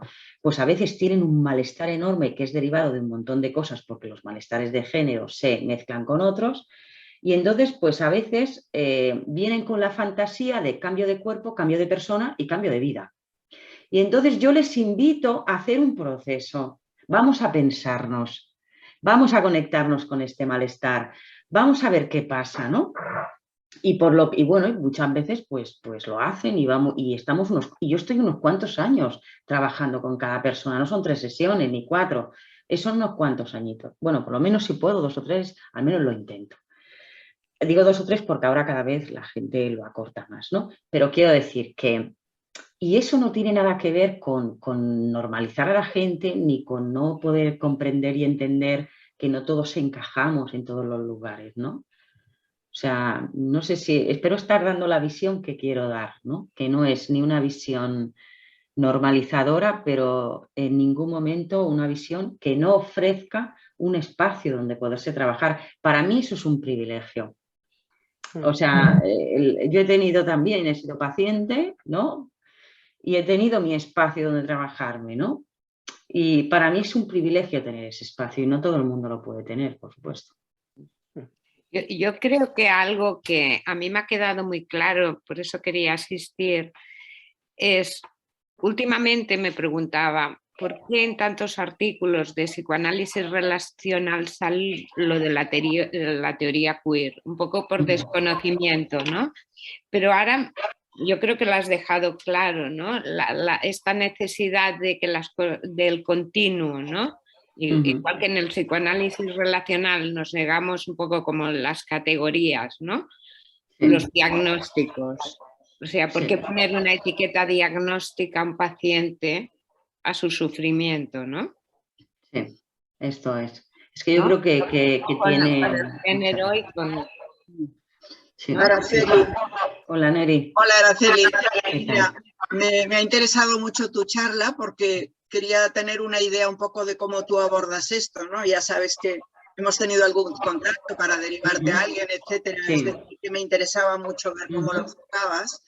Y lo que me gusta mucho es el tema este del ir un poco contra las etiquetas, o sea, o contra las definiciones, autoidentificaciones prematuras como una cosa u otra, porque este asunto de autodefinirse con una etiqueta muy excluyente, ¿no?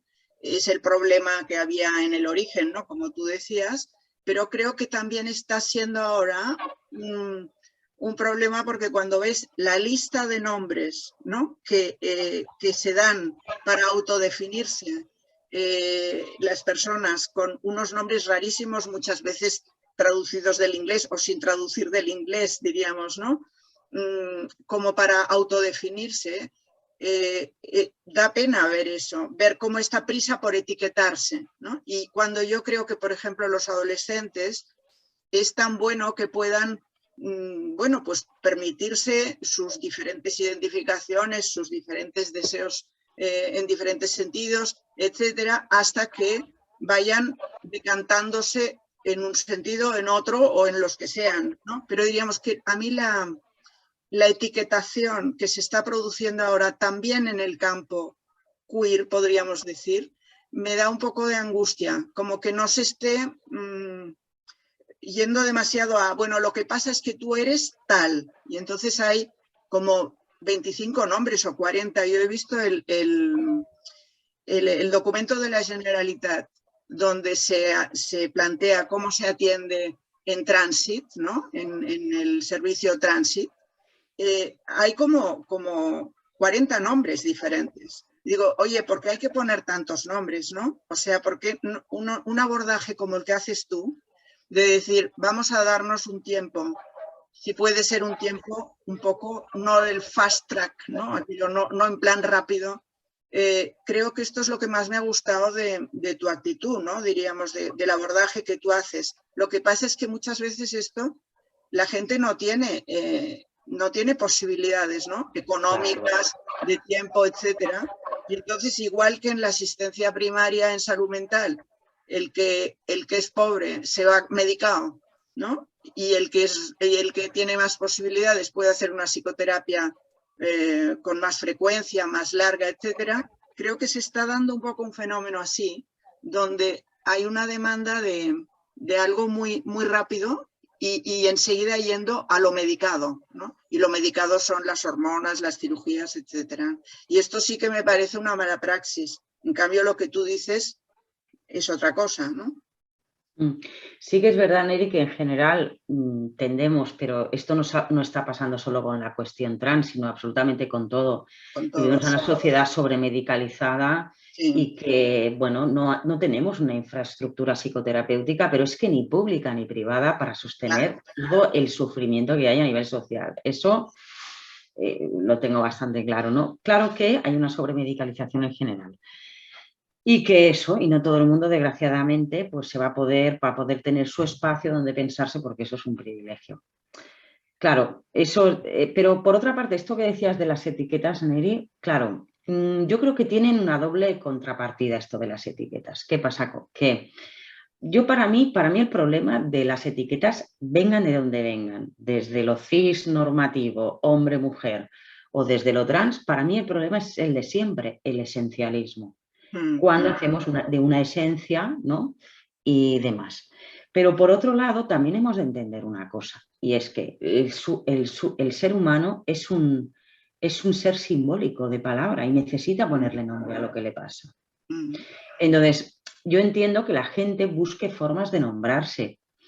Y bueno, ya hemos estado mucho tiempo con las categorías rígidas, hombre, mujer, con todo lo que ha significado eso. Entonces yo entiendo que la gente pues necesite poner nombre a lo que piensa, a lo que le pasa, etc. Para mí el problema no es tanto poner el nombre en sí, sino hacer enseguida una esencia de eso. ¿No? Porque si no, un poco volvemos a lo mismo, volvemos un poco a lo mismo. Yo creo que para mí el problema está más ahí, pero entiendo que la gente necesita nombrarse y la gente pues necesita decirse. A mí me recuerda un poco cuando te viene una jovencita y te dice en otro campo, ¿no? Te dice, yo es que me acuerdo de una chica que me vino y me dijo, yo soy una TOC. Sí, ¿no? sí. Y tú le dices, oye, tú eres Ana María, ¿no? No eres una TOC. Vamos a ver quién es Ana María, ¿no? Entonces, me refiero que esto es nuestra actitud en general, ¿no? Como psicoterapeutas en general. Y entonces, en este terreno, creo que también es muy bueno tener una actitud de salir un poco de estos vocabularios, ¿no? Tan marcados, como en este momento está muy marcado, ¿no? Yo soy una queer, yo soy una tal, yo no soy... No, vamos a ver quién es fulanita, ¿no? Quién es Ana María, ¿no? Esto es lo que me parece más interesante, ¿no? Laura, creo que querías decir algo. Sí, yo la verdad es que he pensado mucho en el tema este de las etiquetas y bueno, en parte estoy de acuerdo con lo que se ha comentado, pero creo que también nos olvidamos un poco de por qué se han creado estas etiquetas, que es que lo que no se nombra es muy parecido a lo que no existe, yo creo.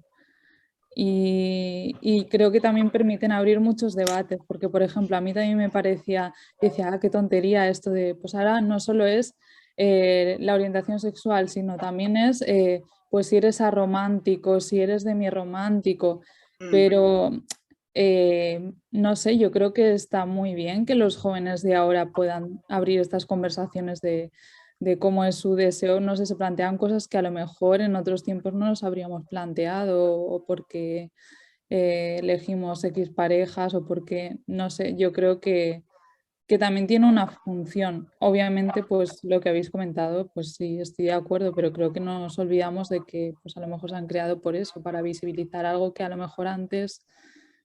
Yo, por ejemplo, no sabía que existía la gente asexual antes de que existiera el término y empezara a visibilizarse, o a gente aromántica, yo no sabía ni qué era eso. Y ahora lo sabes lo que es. Ahora me queda más claro, pero claro, Es que yo no lo sé, por esto te lo digo. Pues por ejemplo, aromántico bueno, no sé si preguntas por eso, por aromántico. No, lo digo porque me parece que hay veces que tomar la definición como que te está explicando algo. O sea, digamos, a mí si una paciente me dice que es aromántica, pues le voy a decir que me lo explique con otras palabras. Sí, ¿no? Que te explique que es aromántico para ella. No, para ella. No en qué categoría ella se encaja, sino que es para ella eso, ¿no? Igual que digo, cuando una dice soy una TOC, yo le digo, no, a ver, explícame qué te pasa a ti, ¿no? Sí, pero bueno, yo no sé si me he conseguido explicar. Yo creo que visibilizan pues realidades que a lo mejor no estaban muy visibilizadas o... Yo le veo las dos partes. O sea, por una parte, no me gustan los esencialismos ni naturalidad. O sea, pero igual que no creo en la esencia del hombre y de la mujer. O sea, es que no creo que haya una esencia llamada hombre-mujer, ¿no?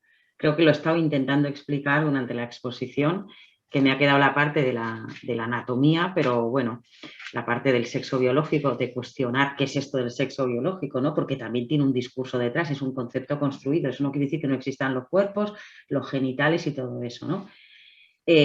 Bueno, el problema es esencializar las cosas, ¿no? Y ya estamos intentando desesencializar de qué va esto de ser hombre y de qué va esto de ser mujer, con lo que llevamos tanto tiempo. Bueno, pues cualquier otra categoría que se pueda crear, yo creo que hay una parte donde abre a posibilidades de poderse nombrar y poderse pensar desde otros lugares, pero el problema es esencializarlos. Venga, hacemos otra esencia. Sí, digo yo, ostras, tú, no salimos. es como volver las identidades X, ¿no? Venga, otra esencia de las identidades. Ahí es donde, bueno, pues a mí me generan estas ambivalencias, la verdad, un poco así.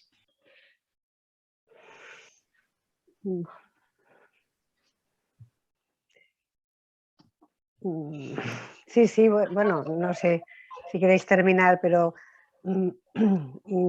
deciros que al ser las criaturas y las personas se han sentido invisibilizadas. Ellos no quieren categorías, no quieren identificaciones, pero tienen la necesidad de reconocerse. Y ellos se tienen que reconocer y que les reconozcan. Y por eso buscan, y más si hablamos de adolescentes que se caracterizan por experimentar y búsqueda de su espacio, de su color. Y hay un abanico lleno de colores y tienen que buscarlo.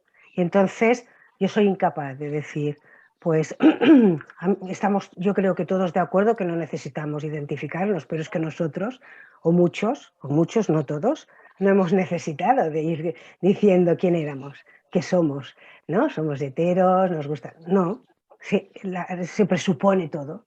Ellos no. O sea, estas criaturas y estas personas no existen. Entonces, o sea, yo entiendo perfectamente, puedo estar de acuerdo, no, pero es que yo no veo desde del punto de vista lo veo desde la heteronormatividad que he tenido que cambiar al deshacer todo lo aprendido para volver a aprender. ¿Entendéis? Porque si no, no sabría entenderlo, ni sabría hablar así. Pero necesitan reconocerse para construirse. Esto es un paso, es un camino. Y yo lo veo así, es un camino. Pueden ir a un sitio o a otro. No podemos caer los que estamos a su alrededor. Como han dicho algo, ya es eso. No, en absoluto.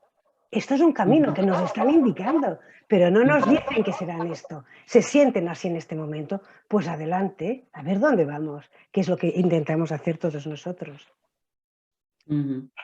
Sí, no esencializar, ¿no, Mercé? Sí, exactamente. Sino ir escuchando, porque la gente, a ver, somos animales de palabra.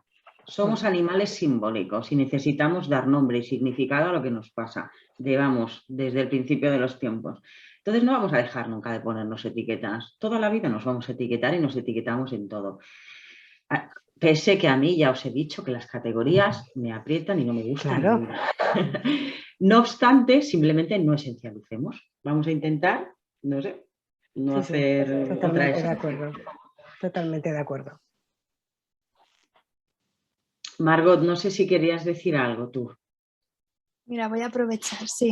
Digo, no digo porque ya son casi las 10. Digo, venga, va, bueno, venga, primero, va, lánzate.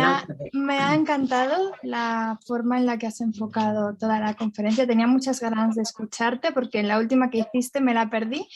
Pero bueno, yo trabajo mucho con adolescentes, ¿no? Y al principio has dicho no solo la familia, y yo muchas veces me encuentro, y me imagino que muchas de las profesionales que estamos aquí, cuando nos coordinamos con los colegios, ¿no?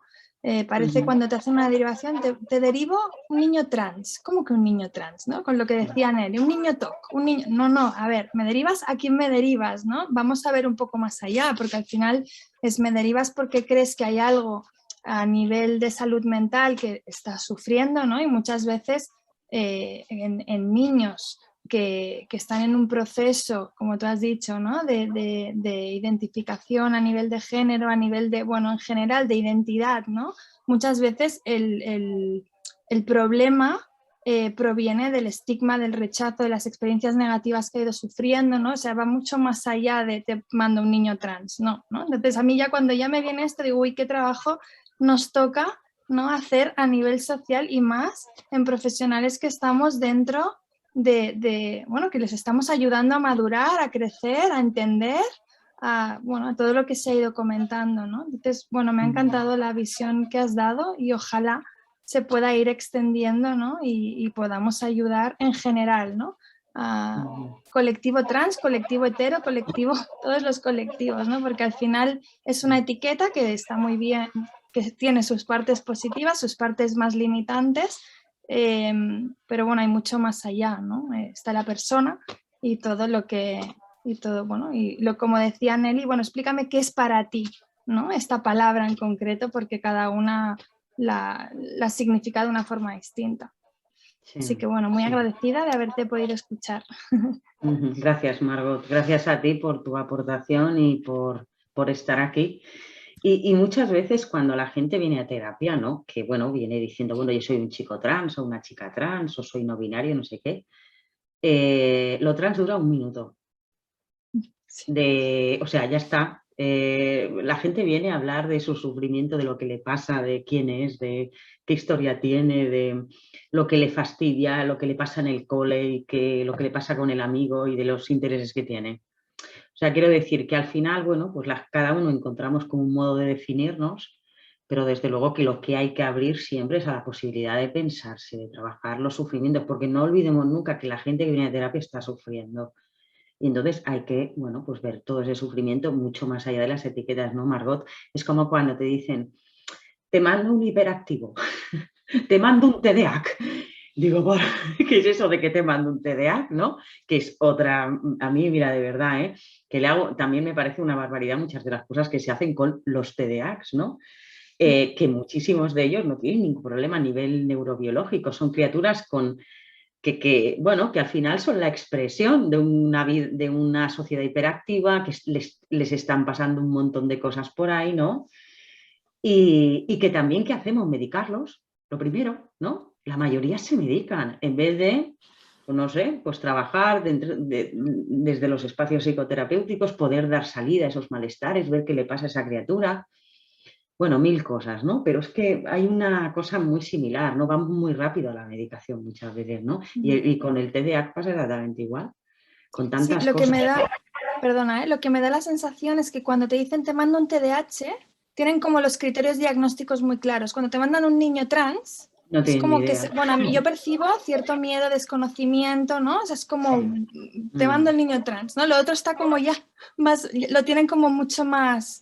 Sí, más estructurado, ¿no? Y sí, también eso está sí. pasando entre los profesionales, Margot, porque, bueno, ahora pasa, ¿no? Que a veces, ahora empiezan a llegar a las consultas, porque antes esto, no sé, yo llevo tiempo con todas estas situaciones de vida, pues por lo que explicaba al principio de la conferencia, pues siempre he tenido sensibilidad hacia esto, supongo que porque yo también formo parte de una minoría, ¿no? Como persona lesbiana, entonces entiendo muchas cosas, ¿no?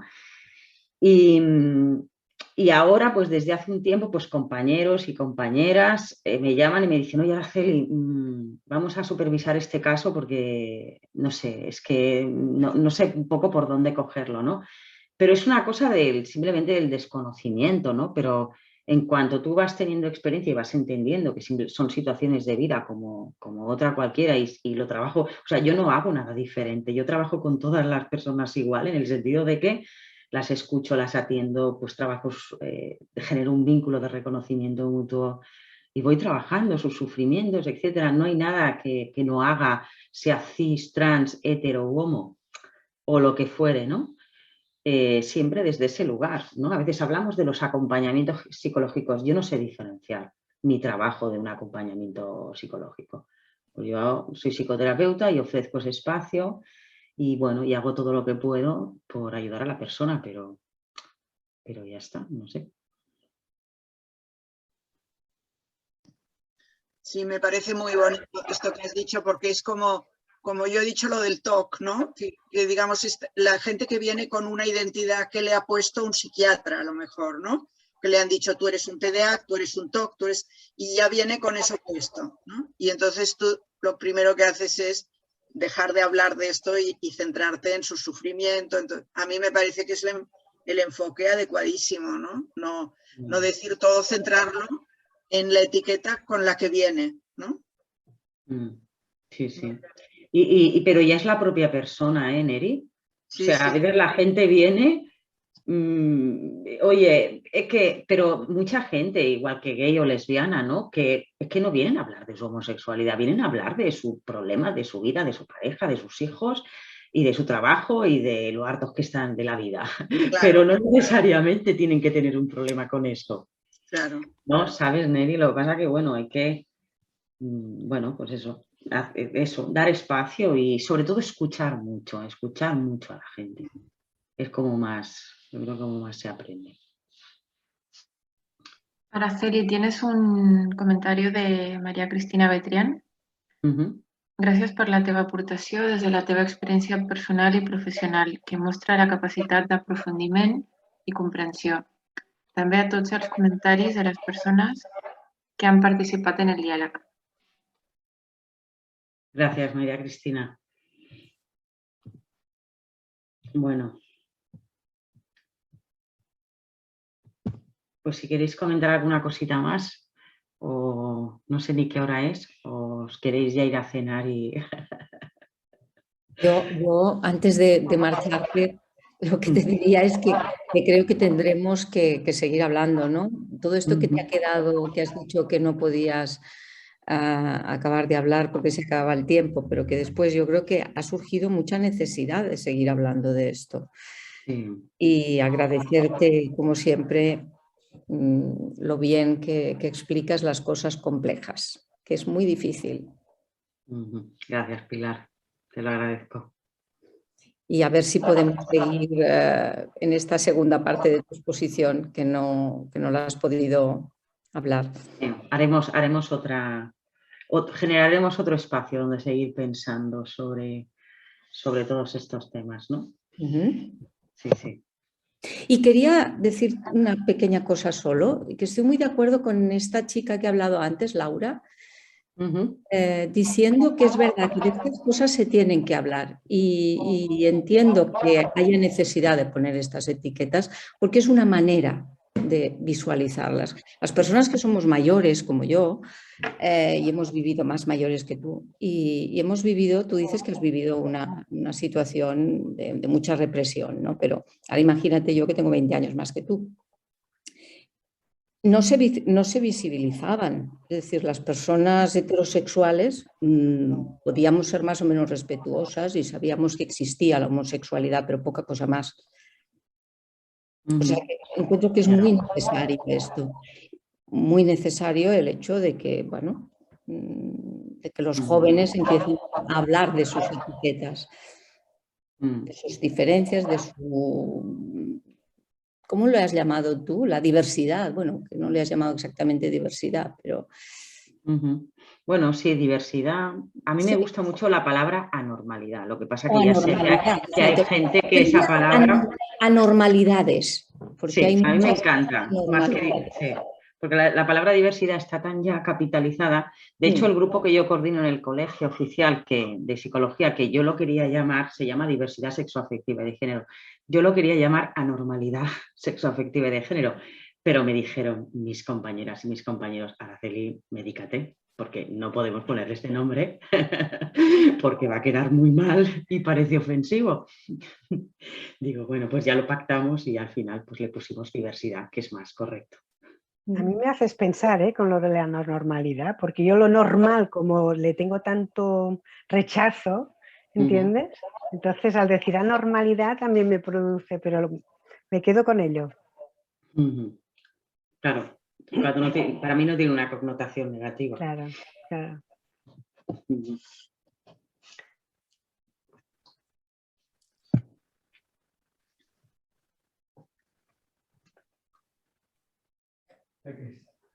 Bueno, si queréis podemos ir acabando, si nadie más tiene ningún comentario.